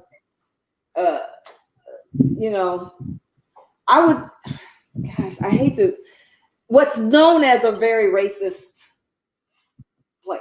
I'll say that what's known as, okay. I didn't grow up there. I can speak to it, but it's as what's known as a very racist part of the South. But whose all their friends were Black. Their best friend in their wedding was Black. Dated Black women, but went ahead and took the test. Couldn't participate because of scheduling and whatnot, but took the test and then hit me back and said, like, I'm devastated. And I'm like, what's going on? It's like, I didn't do well on this at all. Now, I don't know how you judge well, right? But what I took it to mean was that you got to see some stuff that was in there that either you didn't know was in there, or you didn't, or now seeing it is hard for you, one of the two. And what I shared, Tony, is what I would share with you. The whole reason I wanted to do this was so that we could stop telling other people how to feel about their stuff, their rage, their anger, their hurt, their whatever, and look at us. Even before we communicate what our messaging is. Like, I don't think people really understand. What you put on your page, that's your messaging. You're saying, this is my philosophy. This is what I believe. Is that really what you believe? And if that's really what you believe, are you willing to look at that and go, is that really what I want to believe? Which is what I hear you say. Is that what I want to, is that where I want to sit with this? Is that what I want? And so for anybody, listen, lifting heavy weights is hard. When you do it in the physical, your muscles get all tight. You're ripping and tearing stuff. You got to take a day off before you can cut. That's hard work. Lifting emotional weights is tough. Lifting societal weights, that's tough work. It's work. And a lot of people run from it because it is work. So the fact that you even did it, Tony, says there's the try. But then because you're raising a Black male, you're going, and I got to figure this out because I need him to be all of who he is with an understanding of all of that in him. And thank you, because you didn't have to share that. You didn't have to. And I know you to be the kind of person who won't just sit on it. You're going to figure it out. The box has moved around, so oh my goodness. Eva, you're up. Okay. Did you do skin tone? Did you do skin tone? No, so I'll just do that quick. Yeah. And I'll say, after you finish each of these tests, it's like, did you like taking this test? And I think I started with the easy ones, and I was like, yes, this is fun. By the time I got to some of these, I was like, no, I didn't enjoy it. No, I didn't like this. Even if it didn't quite, because a lot of them were not lining up. So it did say that I had a moderate preference for light skin over dark, which was weird to me because I had one of my girlfriends of our whole clique pointed out to me at one point. She was like, do you recognize and realize all your girlfriends are dark skinned? And I looked around the room and I'm like, oh, I've never noticed. I've never thought about it.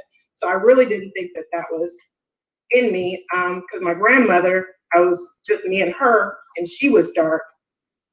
But she always had that complex, and she would share, stories from her childhood with me about being dark, and because she was one of 10, and they were all skin tones, all complexions, and she married a very, very, very fair man who could pass as white to a certain degree, and did in some circles, we kind of think. So that was interesting. And then I've never thought of myself. I didn't get the skin tone thing growing up because I always thought of myself as middle of the road. I had girlfriends who got teased for being dark.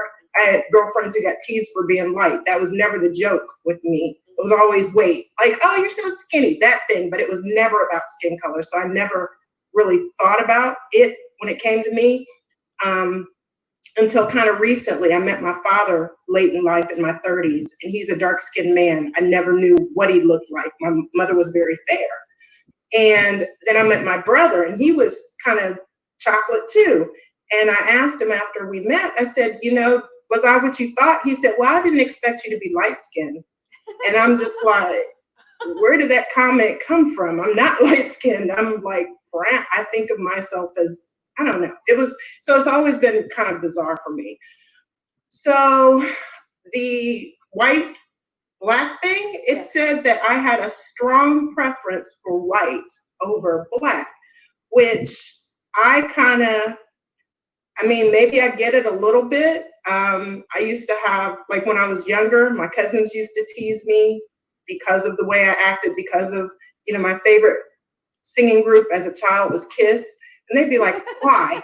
How could you like, and really all I liked about them was makeup. I liked the makeup. Right. I went to the store one time to buy a Kiss record, and the guy brought it out and I saw the title. It had like love something in it. I was like, ew, I don't want that. Like, I was just, you know, so enamored with that side of it. And all the way up until when I met my husband, like around 30, I would have this thing that I would say about myself. I'd be like, all right, now I'm 1/4 white girl. You think you got a black girl, I'm 1/4 white girl. And I've gotten totally far away from saying anything similar to that. Yeah. As I've gotten older, I feel like I've gotten, I don't know, blacker, like more pride in culture and who I am as a Black woman. I see you, Reggie, who I am as a Black woman.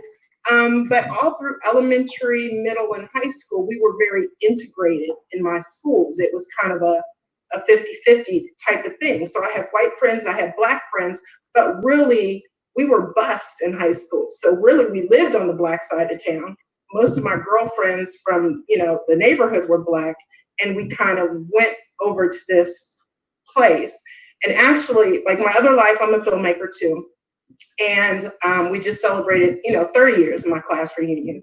And I want to go back and talk to some of my classmates, because when we have reunions now, when we had our 10, everybody showed up. When we had our 20, Black people showed up. When we got together for 30, a few more Black people. It was just kind of Black people, a few, you know, but none of our white classmates. And I'm like, are we turning into our parents and what we were? Because I had one conversation I remember with my principal right when we graduated, and he said, Eva, did you know when you started here at this school, it was 60% white, 40% Black. Now that you're graduating 4 years later, it's flipped. It's 60-40 the other way, Black.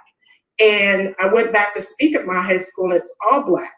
I listened to some of the thread in our alumni, and people, some of the white alums are talking about how bad our school is now, that type of thing. And I look at it as a lot of sideways shade, because I'm like, oh, okay, it's, you know, there's some things that have happened, but I was like, so glad to go back and speak to the kids there, majority Black, and tell them the pride that we had in our school and who we are. But yeah, I know that, you know, I still got some things I'm working out. Like my favorite shows back in the day, even in college, I would rush back to my dorm room to see Newhart. And my girlfriends would tease me, like, what is wrong with you? And I remember I was talking about Cheers to somebody. They were like, do you know there's no Black people in that show? And I was like, oh, wow, I like never noticed. Like, I never noticed that I wasn't even represented. So there's a lot that I'm, you know, still processing and still dealing with, because I got Black sons. And yeah, so there's that. You don't have to make it short. It's a lot. I mean, it's a lot. But that's why we're here.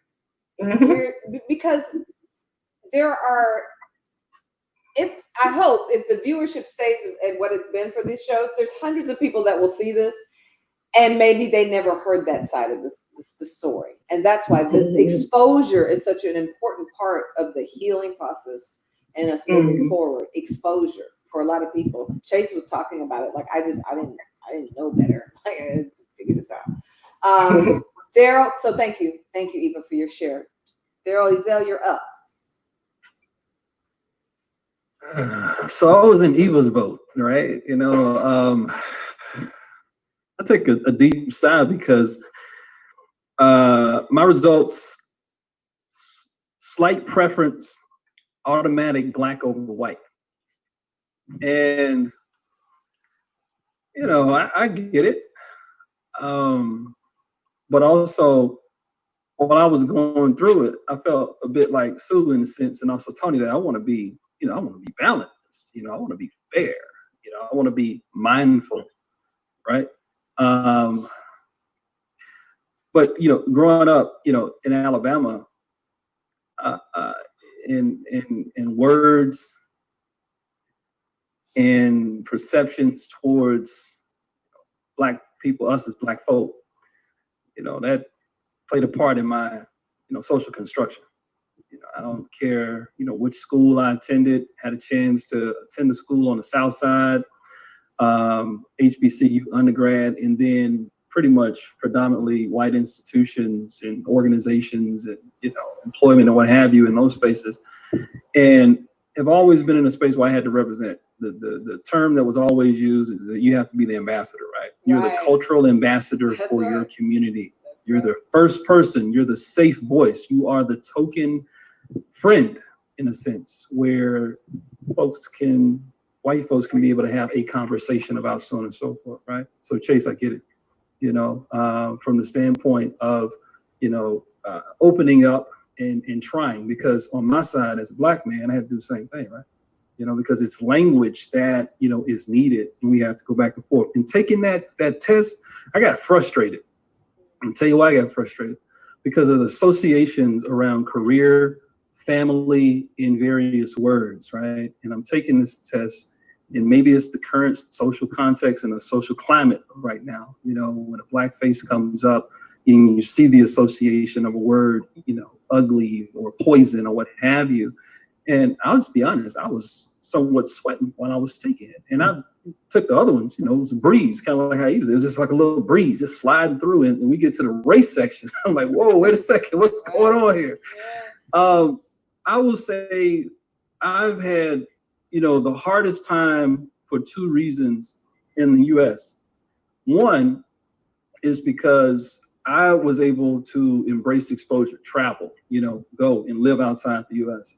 The other piece is that when living outside the US, you realize that it's a different world. You're almost like an honorary global citizen. And I see heads nod. It's like you're honorary global citizen. You're a citizen of the US, but you're, as a Black person, there are people who've gone on before you, Josephine Baker, Duke Ellington, James Baldwin, and all these folks. And when I was 25 and I moved to Africa and then on to Europe, England and what have you, I wasn't confronted, nor did I have to go through, you know, the "are you smart enough" thing, right? You know, did you say that correctly thing? You know, when you're walking into a meeting or a classroom and you're with folks and you're thinking twice, you're thinking three times before you present something, because the age-old adage of the South is that you have to work to be just as good. No, say it twice as so hard. Coming back Twice into you know, the US, it just frustrates you. So for me, I guess I'm in a space where there's a bit of pride and there's a bit of appreciation, you know what I'm saying, for my culture. I think that it's okay to love the tribe. I don't think that we should just be tribal all the time, where we lock ourselves out and we can't open ourselves, you know, up to engage. But I have no problem being at bridge. But at the same time, you know, I got to love myself, and I also have to love the culture, you know, that, you know, I'm from, because it seemed like for a very long time that I was studying and embracing other cultures and not appreciating, you know what I'm saying, my own culture. So I can be both. I can balance this. But with regards to the test, I was frustrated. Was anybody else frustrated? Can I interject something real quick? I think you brought up a good point. When you travel internationally, there's some things that you experience that is not that you grow up in the U.S. You think that's how everything is. I understand that African Americans, our culture has been placed on us as our culture. When you travel outside of the U.S. and you see other people of African descent, one thing I think that I take from it is who we are here is who we are around the world, which is love. That's what I've learned dealing with other cultures, other Africans from African descent in different parts of the world. It's one main thing that sticks out to me is the love aspect of it. The community, the love aspect of it. Understand that in the U.S., there's certain things that develop our experiences as African Americans here.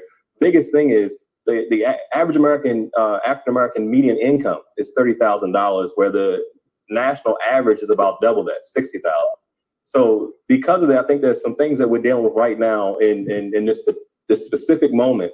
There's a direct result of that number. When you have finances to do things, you can expose yourself to different things. But when you don't have those finances, you're kind of limited to your exposures, and you're really influenced by what people are telling you because you can't go see for yourself.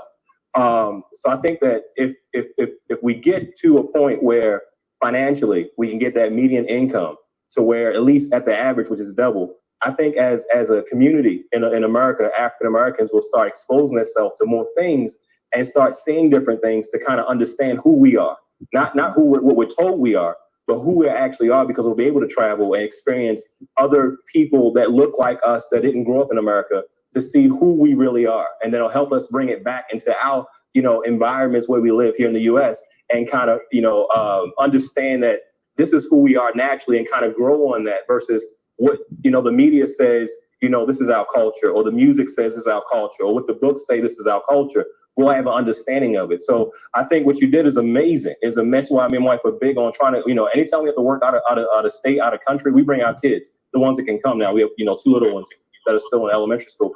And we homeschool one of them, and the other one, she hasn't started yet. So we try to take them everywhere we can go, because we understand that I need you to see yourself in other places, understand who you really are. Not what you see on TV through scripted, shows, or not what you see on TV through scripted reality TV, or what they're telling you are. I need you to see who you are.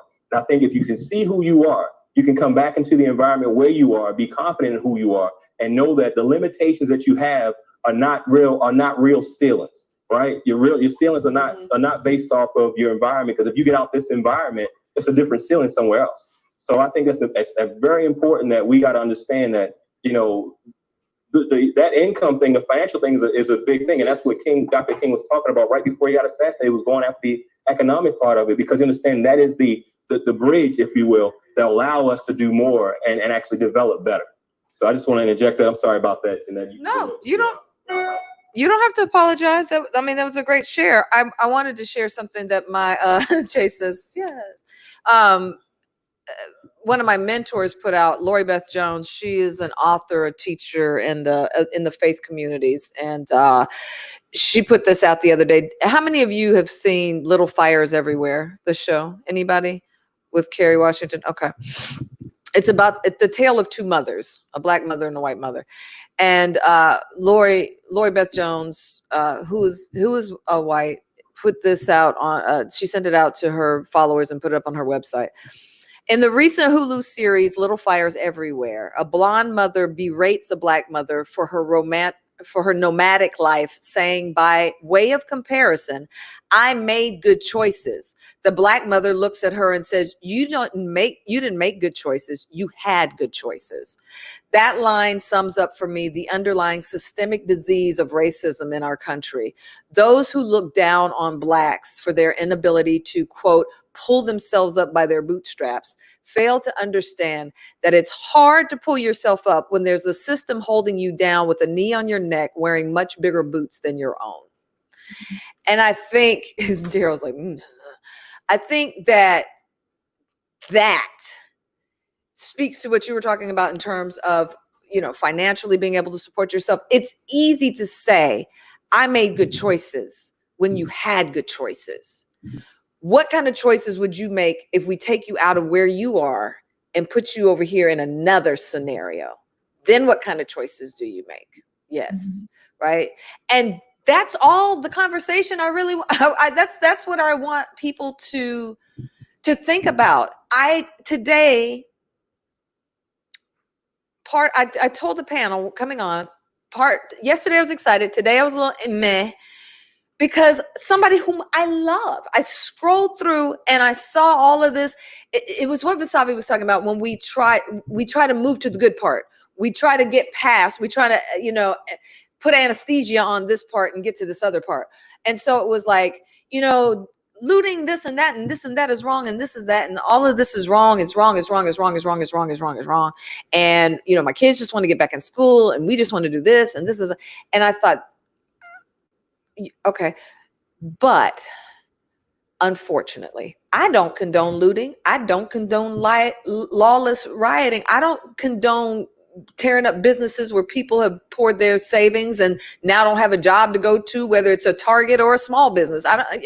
But here at the same time, clearly America doesn't listen when you just say, hey, problem.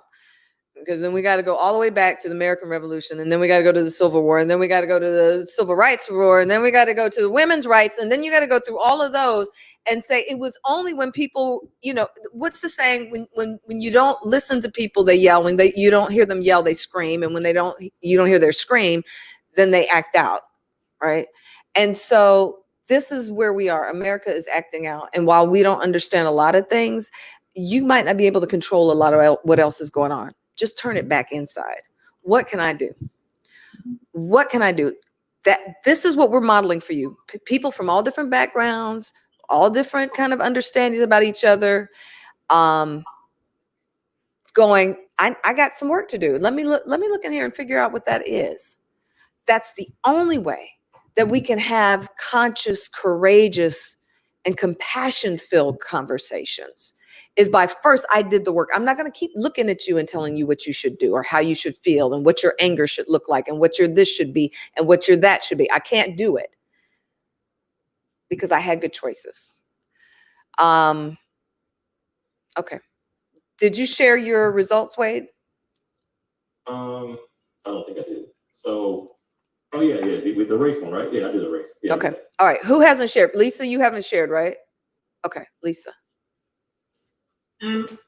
Well, like Sue, I was very disappointed. Mine said I was moderately inclined to European, and I find that disappointing that it would tell me that. But I think you're right. We have to have the hard conversations and look within. And I try to always be cognizant of what I say and what I do, and try not to. I saw something that said, if something offends someone, should you say it? Well, the answer is no. That's just a respect thing. You just don't. But talking about how things change and where we should go from here, everyone keeps talking about they want everything to go back to normal. But I think historically that's always the problem. Everybody wants what's normal, which means we don't address the real issues. We sweep them back under the rug and we go back to normal. And I don't think that's what we need. I think we need a new normal. I think we need a change. I think, I don't want it to go back to normal. I think it's time for things to change. And I think, you've seen this, like you probably remember, when all the Rodney King stuff happened, everyone said, oh, this is it. We're going to finally see the change. Everything went back to normal. It went back to the way it had been. And there were some changes, but it's not significant enough. I think normal is not what we want, and we can't go back to normal again. That's what I would like to see. I would like to see us not go back to normal. Cherie in the chat room says no more U.S. American normal. I agree, Lisa. Who hasn't shared? Everybody shared on that one? Okay. Let's go to the last one. We'll do sexuality. Oh, let me just share on the race thing. So mine said, your response suggests moderate preference for white people over black people. And if I'm honest with you all, I'm not sure what that was going to be. let me just, I wasn't sure what that was going to be. And let me tell you why. You don't have to go very far back up my tree to see European descent. So there's that. Secondly, but we do understand in this country, if an eighth of African American blood in your system, you are black. That you, bam. I forget how long it was until we got other. Remember how the surveys, it was like, you're black or you're white. Okay, you're black, you're white, or other. Okay, you're black or white, you're Asian. You're black or white, you're other Asian. And then we started getting to all these different categories. But like Daryl, I grew up a lot of my formative young adult years in the South. Now, my father was military, so we lived all over the country, and we even lived out overseas. And yes, people would often compliment me on how well-spoken I was. And, things that I just grew up learning that was just part of how I was raised. It wasn't like, oh, award for you. You're well-spoken.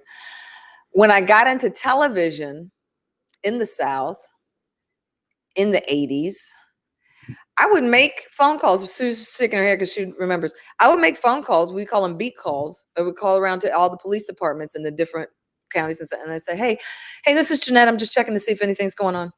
No, all quiet over here, hon. All good. Okay, good. And the next one, we quiet. Hey, well, these ends are just over here, just causing ruckus. And, I would hear that. And I'd be like, okay, Lily, bye-bye. I don't have to go too far back in my memory to pull out racism. One of my high school friends said to me, she was supposed to be a part of this. She's Hawaiian, and she was she was like, "Did you ever feel like in high school?" And I was like, "Oh yeah." And what I realized from our conversation was, what I shared with her was that I was called the N-word in class, in my social studies class, by some students. And I said, well, let me educate you. That is an ignorant person. And when I went to have further conversation about it, and I tried to get back up from my white teacher, he just laughed. He just laughed. This was appalling to my friend. She was like, this was happening in high school. It's like, yeah. And that's what else we need people to understand. It's happening right under your noses. It's happening right around you. And maybe you don't see it, but maybe you do. And that's the question that you have to ask yourself is, do I see it? Am I seeing it? And I'm doing the turn the other way. Maybe it minimize it a little bit. Do that. It's happening. It's been happening. Because we don't always talk about it, what I can tell you as a Black person in my light skin is that while I might get some better treatment in some areas, I might get worse treatment because, there's that whole dark skin, light skin thing. Lisa says she's had to go. Thank you, Lisa. Appreciate you. Thank you for your shares. What I will say is, it's hard to be in the middle. It's hard to be in the middle. I'm coming to you, Sue. Give me 1 second. It's hard to be in the middle. You're not Black enough to always be Black. You're not light enough to be in the white crew. Your audio's gone. My audio's gone? Y'all can't hear me? Yeah. No, you can hear me? Okay. Thank you, Sue. Can you hear me now? Y'all good? Yeah. All right. You're not Black enough to be Black. You're not white enough to be white. You're just kind of in this middle space. And part of accepting myself, because when I was doing news and when I came to be the second African-American primetime anchor in that market, all the Black people were like, yes, one of us, right? And yes, that was the yes. And then as I grew into my adulthood and I saw spaces and places that I went, I really understand that part of my journey is about building bridges. And I used to feel bad about that. Can I just tell you? I used to feel bad about that. Because I don't want the Black folks to think that I'm not down for my culture and I'm not down for my people, because I am. And I don't want people on the other side of the spectrum to think that I'm turning my back on my culture. And I'm not, nope, because I'm not going to, kind of like Vasabi said, no, you're not just going to get away with saying stuff and doing stuff. Like, we're not doing that either. So this middle place has been very hard. It's been hard. It's hard in these spaces because people don't expect me to speak up about certain things. It's almost like they went, oh, yeah, I forgot you're Black. Oh, my God. Because what? Because we only conversed about stuff about high school or college or this or whatever the project was we worked on, whatever. I'm me all the time. Mm-hmm. But how you chose to see me, that's on you. Right? And so when I looked at this and I said, okay, moderately, but I said, okay, I got to look at what this is. I got to sit with this. And like you, I have a therapist and a coach, because when you're a coach, I just think you should have both.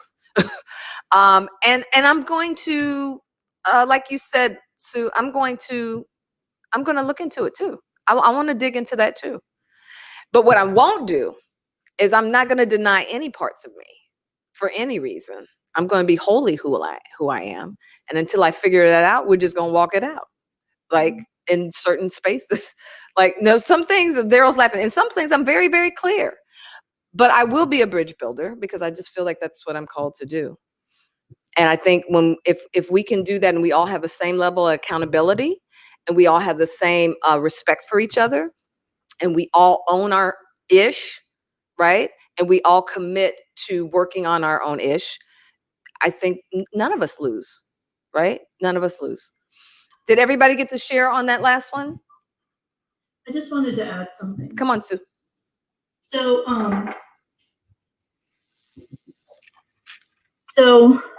growing up, when I think back, I've had more Black friends than I've had white friends.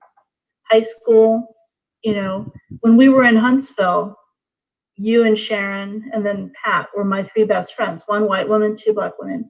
But the biggest eye-opener for me, I think my aha moment, as Oprah would say, was that one night that you and Sharon and I drove to Birmingham to go dancing. Do you remember that?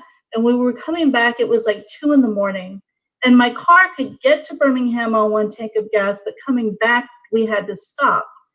And we had to stop, and the place that I stopped was this city that, again, it was a hard lesson that day because it's 2, 3 a.m.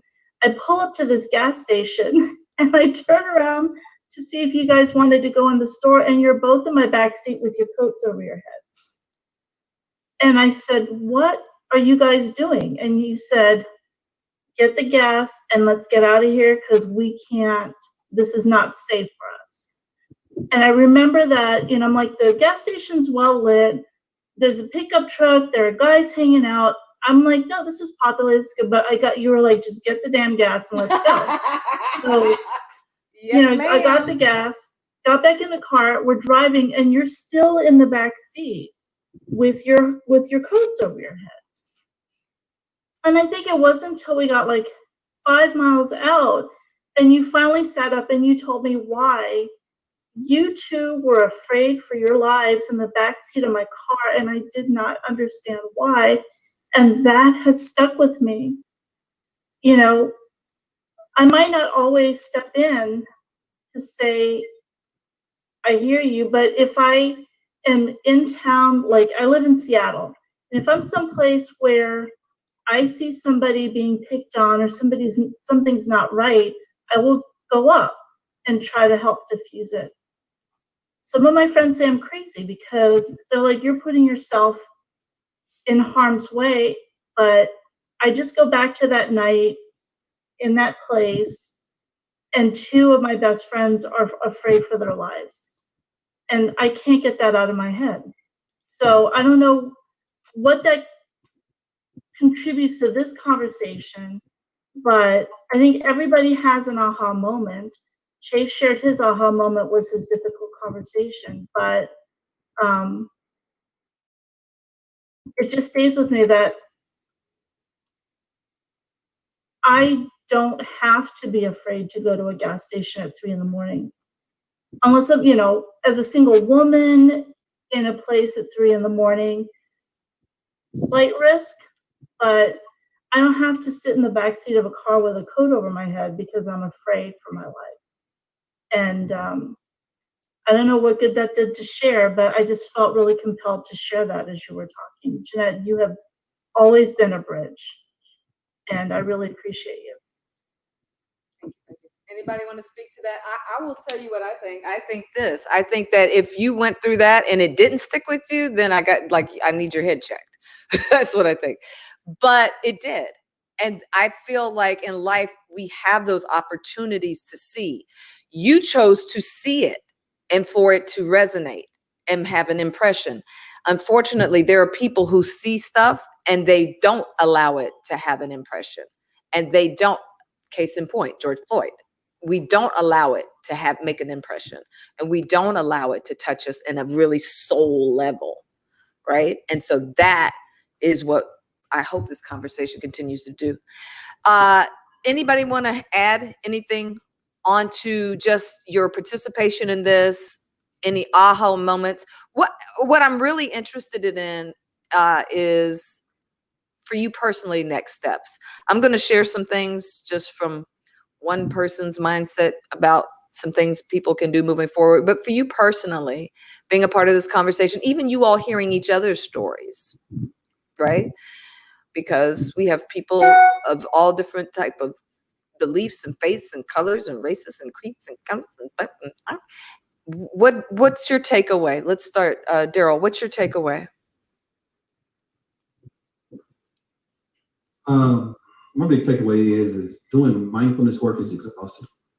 Yeah. And I think I just think it's fair to say that.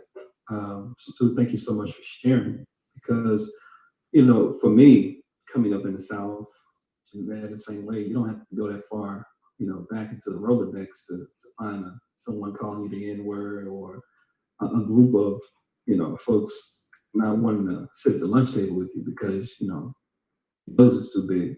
My mind. Too broad, you know what I'm saying? Or your lips are too broad, So, and for me, coming out of that space, I decided, to go into conflict resolution work, peace building, go to some of the most far-flung places, in the world, to see what was going on, because I heard, they were cool with us over there, and you find, you're like, oh wow, okay, and you're like, all right, thank you for accepting, me for who I am, and I didn't have to change myself, to yes, sir. And it just becomes exhausting.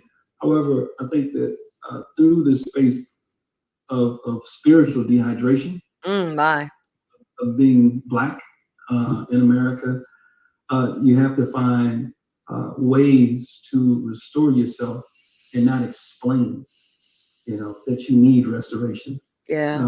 I think you all been calling it, the healing and what have you, but it's traumatic. So yeah. I've come to realize that it's very traumatic, but at the same time, I love the work that I'm doing. I like interfaith work and cultural work and whatnot, but it is okay for me, to love me and to love, the world and the community that I've had a chance to arrive out of. I'm proud of your work too, brother. Evo, what's your takeaways? Okay, so I'm very big on the word grace when it comes to trying to pump myself full of it for myself, and it's been hard for me because I was kind of brought up under guilt. My grandmother, she was good at giving me a guilt complex about things. If I did something wrong, that was kind of her little tool.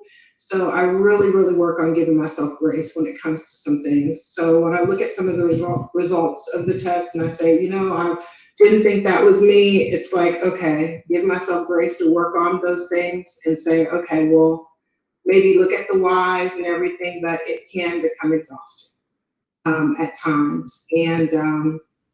And extending that grace to myself to take a break. I had a lady ask me today something about the temperature of what's going on in Atlanta right now. And I said, I've really had to just take a break from the media for a couple days.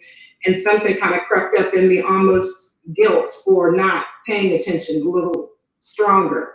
But I'm like, you can only take so much at one time before you do kind of need to fill yourself up so that you can get back out there in the fight and in the however that fight presents itself, whether it's just in your circles or whatever. But just recognizing where I'm coming from and being okay with that and being accepting of myself. So that's a big thing for me that I just constantly work on. Good deal. Tony?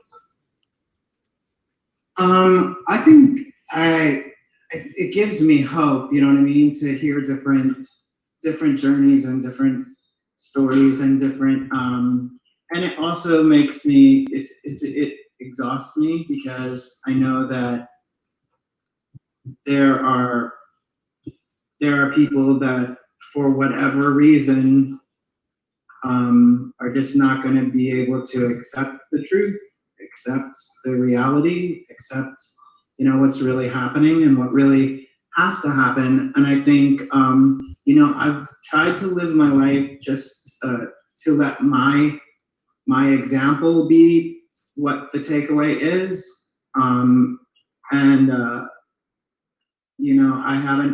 haven't led with my story and then wait for a reaction to who I am. I've just been an example, and then when people find out about me, they have to question themselves and they have to. The difference with everything we're talking about is that, I don't wear it. Mm-hmm. I cannot be that if I need to not be that. Why you keep talking around it? What that?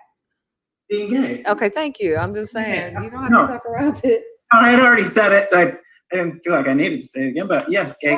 I just, you and Reggie in these songs today. I'm just telling you. No, because I realize that people will pop in and out of this at different points on this, right? So. Yeah, so that I recognize that. I know the reality, and I thought I understood it, but then raising a Black son, I understand it more and more and more. I understand that, getting a phone call from somewhere in a store because my son is being followed, being watched. So can I come hang by him? Being in Costco and when Justin was like 6 and him running to where all the food was to get some food. And I would run up with him. This was in Arizona. And my mom said, "Why do you keep doing that?" And I said, "Watch." And he ran up to the next lady and she was atrocious to him. She was so mean to him. And then I stepped in and I said, "What you doing, buddy?" And he said, "Oh, Dad, I'm just whatever." And this lady changed her tune, and there are so many moments like that have made me understand it. Something that I thought I understood. And that's about work. That's about the work. That's about what I said before. Everyone who is white has to do the work, has to want it, has to want to understand it as deeply as they can, has to have the conversations that may be uncomfortable. So this gives me hope and gives me new information, which is helpful to me, just in the conversations that I can have. So I appreciate it. That's all I could ask for. Chase. Hey. My giant aha moment, I think y'all visibly saw it, I covered my mouth. Mainly just because, so language is terribly important to me. And when I hear things such as underprivileged, disadvantaged, I immediately go, "Oh my gosh, this is going to be a political conversation." I'm like, and then today when you said, or I can't remember who said it, but people of other races don't experience all the things that white people can experience, and therefore they don't. And that opened up a whole new thing. Like when you see something, you can think more things. And then on the other side of that, I don't experience things from other perspectives. And so then I'm limited. And so unless we have these conversations, we're never going to get there. Yeah, I love that. I love that you're talking about exposure on both sides. Yeah. Equally important. Right. That's good. Yeah. That's good. Reggie?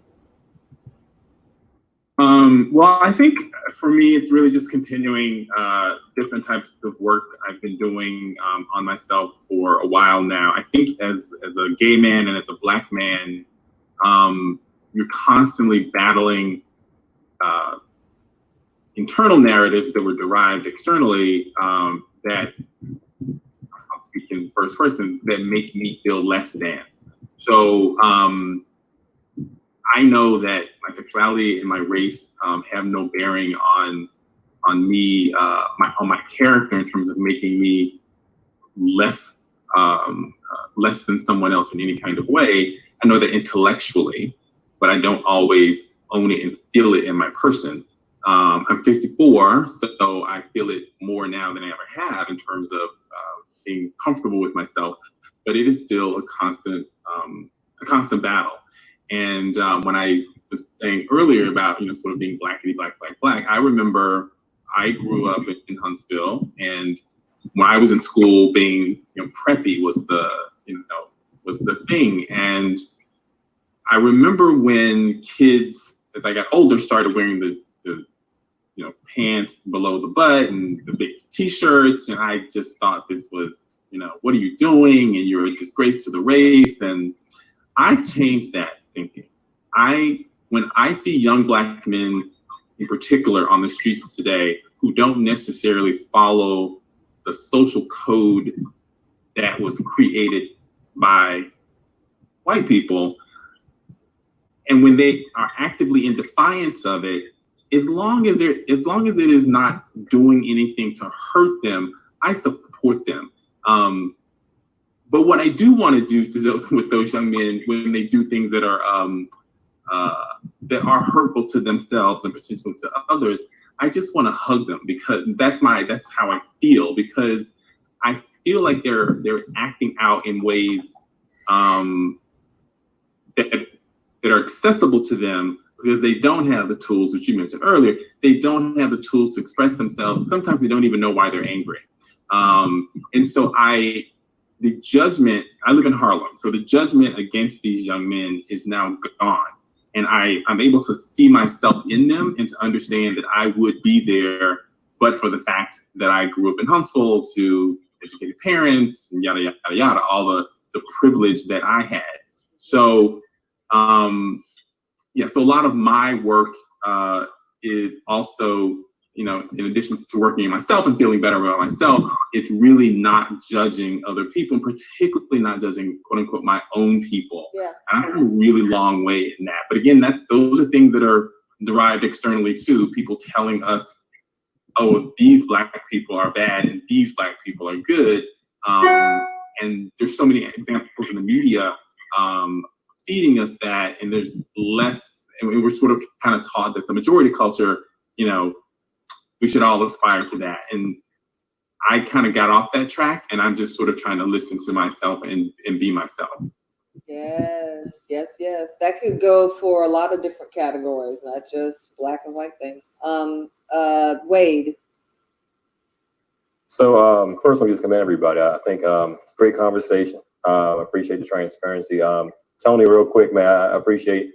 I don't let the test determine your heart, and I think that your transparency on here on this broadcast has been, we see it all, and I think you're doing a great job. So just keep following your heart. I think the question was what we're going to do from this point, and I think for me, being in online broadcasting, I believe, and I just told you this, Jeanette, I believe media can influence the masses. So my goal is to try to get more broadcasters. I mean, I think that we can't rely on, realistically, you look at media, It's owned by about 5 different companies that controls the narrative with music, sir. TV, all that stuff. So that's the narrative that we're, like you said, social program. That's what's being programmed. So I understand if we get more people in that field of media that can tell the story like you're telling now, like what you're doing is great, because I tune into your broadcast, you're doing these things and you're taking your background and using it in a way where it can go beyond, like you said, a time schedule, right? Where you can kind of schedule it when it's convenient for everybody else, that it also goes back on replay. So my goal is to try to get more broadcasters, from different areas of not just the US, but around the world, that will tell the story. They'll tell the story through video, tell the story through audio. There are great content, creators that are out there that are doing it right now. And I believe we can get more people to tell the story of their experience. Let us see where, I don't know what's going on outside each one of your doors right now, because all I know is what we see on this camera facing me and what I'm being told by watching the media. So, if we can get more broadcasts to tell this story, I think it'll help people understand the difference in cultures, that understand the pros and cons. Every culture isn't bad. Every culture doesn't. We always talk about negative things about different cultures, especially the African American community. There's a lot of beautiful things in cultures that we can take from each other, and we won't know that until we actually see it or hear it, to a point where it's not being it's transparent like it is right now, where we can see, okay, wow, I like that meal, looks great. Oh wow, you guys go there, ooh. So I think that's what I'm trying. I'm gonna try. We've been doing it for the past 12 years, but I'm always trying to figure out ways. What are the barriers? We do a lot of trainings and teachings, showing people how to broadcast, and trying to figure out what are the barriers that I can break down personally, to try to get more people to tell the story like this. I think it's a powerful thing to do. That's great. You're using what's in your hand, and that's all anybody's asking. Like, use what's in your sphere of influence and what's in your hand. Sujan? I'm taking from this and moving forward, looking at my test results again and really diving into what it means and how I feel about it. And the other thing that I'm taking away from this is just how to have an open, transparent conversation, which isn't happening. We talked at the beginning about social media and how we're unfriending people or muting people because you can't, in my mind, I can't get through to somebody who's going to feel the way they're going to feel. But what I can do is take what I've learned from this conversation, how to have a conversation, and take it to my students so that they can have conversations and learn to be transparent before they head out into the world and meet barriers that undoubtedly some of them are going to meet, and learn how to either go over them or around them or through them with grace, as Eva said. I love it. They're next up. They got next. So we need them to get it right. Some things that I just share, like people are saying, what do I do? Here's some things. May not work for everybody, but here's some things. Get to know more people outside of your race. You've heard us talk about it. Exposure. It's going to be hard for you to understand somebody's point of view if you don't even communicate with, if I can't find them in your friends list anywhere, no fault, but you can go make friends of friends of friends of friends. Get to know more people outside of your race. 2, call a friend of color this week. How about it? How about this challenge from your mindset coach? Go call a friend of color this week and just ask them how they're doing. Ask them how they're doing. And here's the biggest part of all. You don't have to have one answer or cure. All you got to have is 2 ears. Just listen. A lot of people just want to be heard. A lot of people just want to know that you care. Just call a friend of color this week. Ask them how they're doing. Non-Black, non-brown advocacy looks like, here's one, joining a diversity committee, joining a diversity group. If you don't have one, maybe you can start one. Those types of groups and organizations are important for carrying on this conversation off of social media. Non-Black, non-brown advocacy can also look like talking to your kids about race. We heard Lisa say, this is what I knew to do because based on what I grew up in, I didn't want that. We heard Vasavi say, that's a good start, but you need to carry it over into this space. Have the talks. If you don't know how to have the talks, look up resources, go to therapists, find people who can help you and coaches who can help you have those conversations. Non-Black, non-brown advocacy looks like being a mentor. And this actually can work both ways. Because when I've worked with non-Black, non-brown children, they ask me all kinds of crazy questions and I love it. They're like, is that your red hair? I was like, well, today it is, baby, but not maybe tomorrow it might not be. Not me. And I love it because their heart is so, they just really want to know, is that what was that? You know, but giving them exposure to people outside of their normal family tribe or their community, and in reverse. You can be a white person mentoring a Black child. You can give exposure. It works both ways. Encourage and insist on diversity in the spaces and places you work and play. Encourage it. What does that look like? Maybe you've got a group and you notice it's not that diverse. Maybe you bring your +1 and they are. And you help people acclimate and get used to.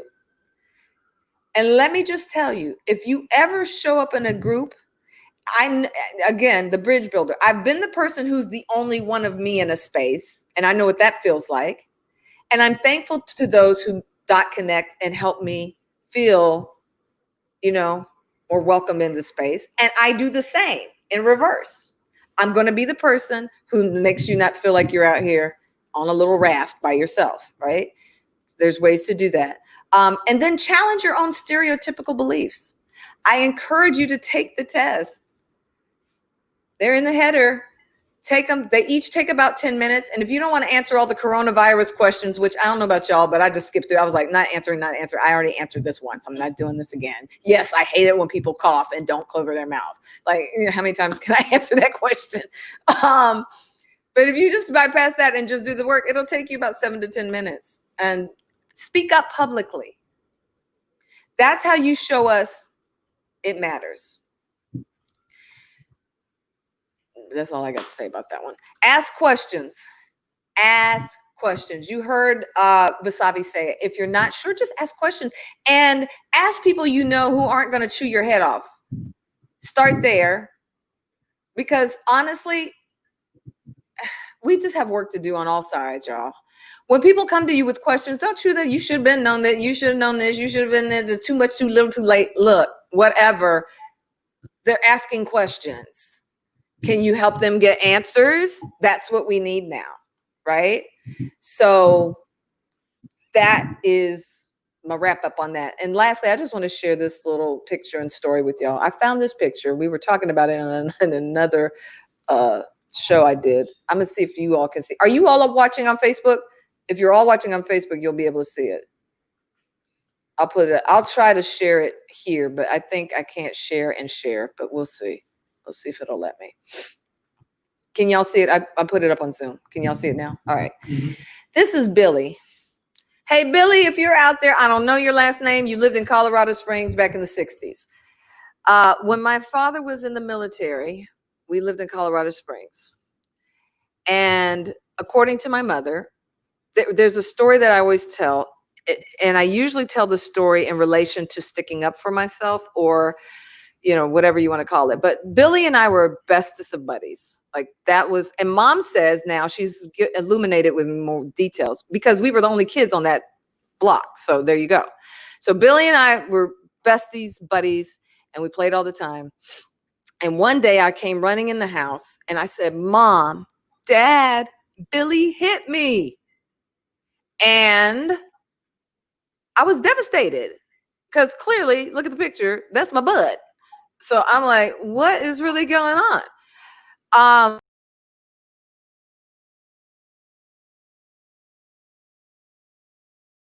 don't know. My father says to me, who was a very gentle man, even though he was in the military, he was a very gentle man, gentle soul. He said, baby, sometimes that's going to happen. And I never want you to start a fight. But now if somebody hits you, and don't send me any comments. I don't want to hear it. I'll delete them. I just will. He said, but if somebody hits you, I want you to defend yourself. He said, you just ball up your fist like this and just hit them back and they'll leave you alone. So the story goes, Jeanette just balled up her fist and went out the house and found Billy and gave him a nice one. Right? So clearly the part about wait for it to happen again, I was like, no, you already got one. I'm going to get one. And then what?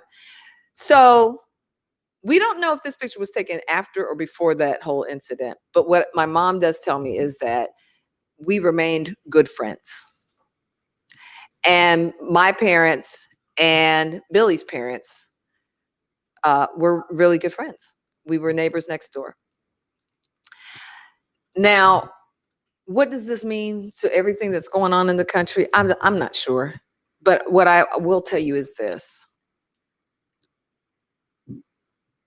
When people get hit, you can't get mad when they hit you back. You can want them to do something different. You can pray for them to do something different. They should know to do something different. But when people keep getting hit, it's going to be a little hard. Number two, clearly we worked it out. I got hit, he got hit, and we worked it out. And we went on to be good friends. There's been a lot of hitting back and forth. And my prayer is this.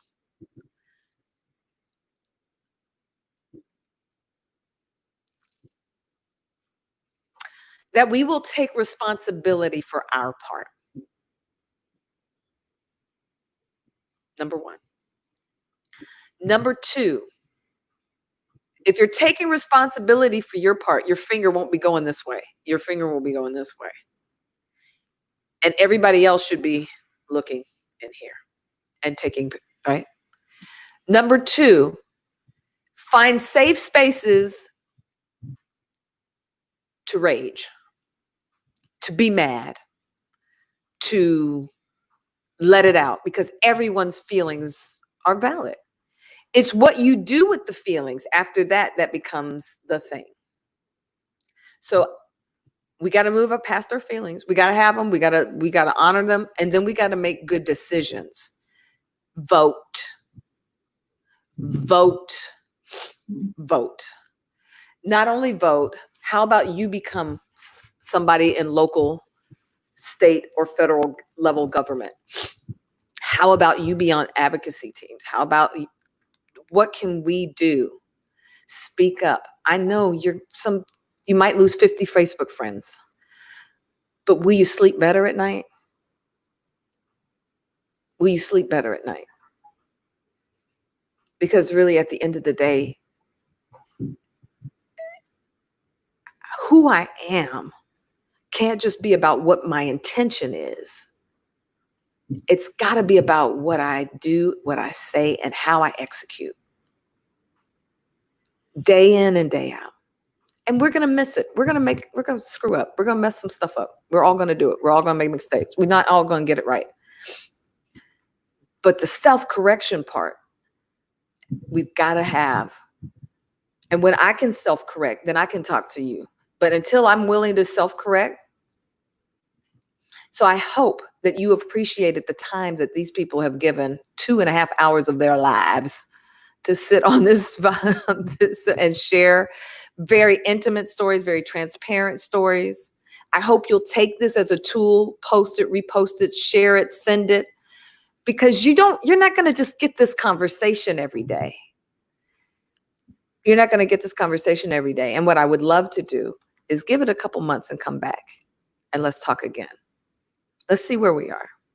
Let's see what we did. Let's see what changes we were able to make. What did we see? What did we do? How did we impact? How did we have impact for change? That's what I would love to do. Would you all be in for that? Yeah? Okay, cool. Chase? No? Yep. Okay, you're frozen on my screen. Sorry, bud. All right. Sounds like, you're good. Sounds like a plan. All right. Thank you all. I love you to life. Thank you so, so, so much. Appreciate you. Do it. Y'all, that has been a day. I'm probably going to lay on that couch right there and watch me some good comedies for the rest of the day. Tomorrow, join me back at 10 a.m. in the morning. We're going to continue with our regularly scheduled stuff. And it's live coaching with the assignment that you got on Monday. So our Mindset Monday assignment, if you didn't see it, go scroll back up in my feed and get that. And we're going to do some live coaching tomorrow in the morning at 10 a.m. Thank you for all of you who stayed on with us. Thank you, Pam. She says it was awesome. And thank you to all the participants. Thank you, thank you, thank you. Let's do better, America. Let's do better. Love y'all. Love you to life. Bye-bye. We're clear.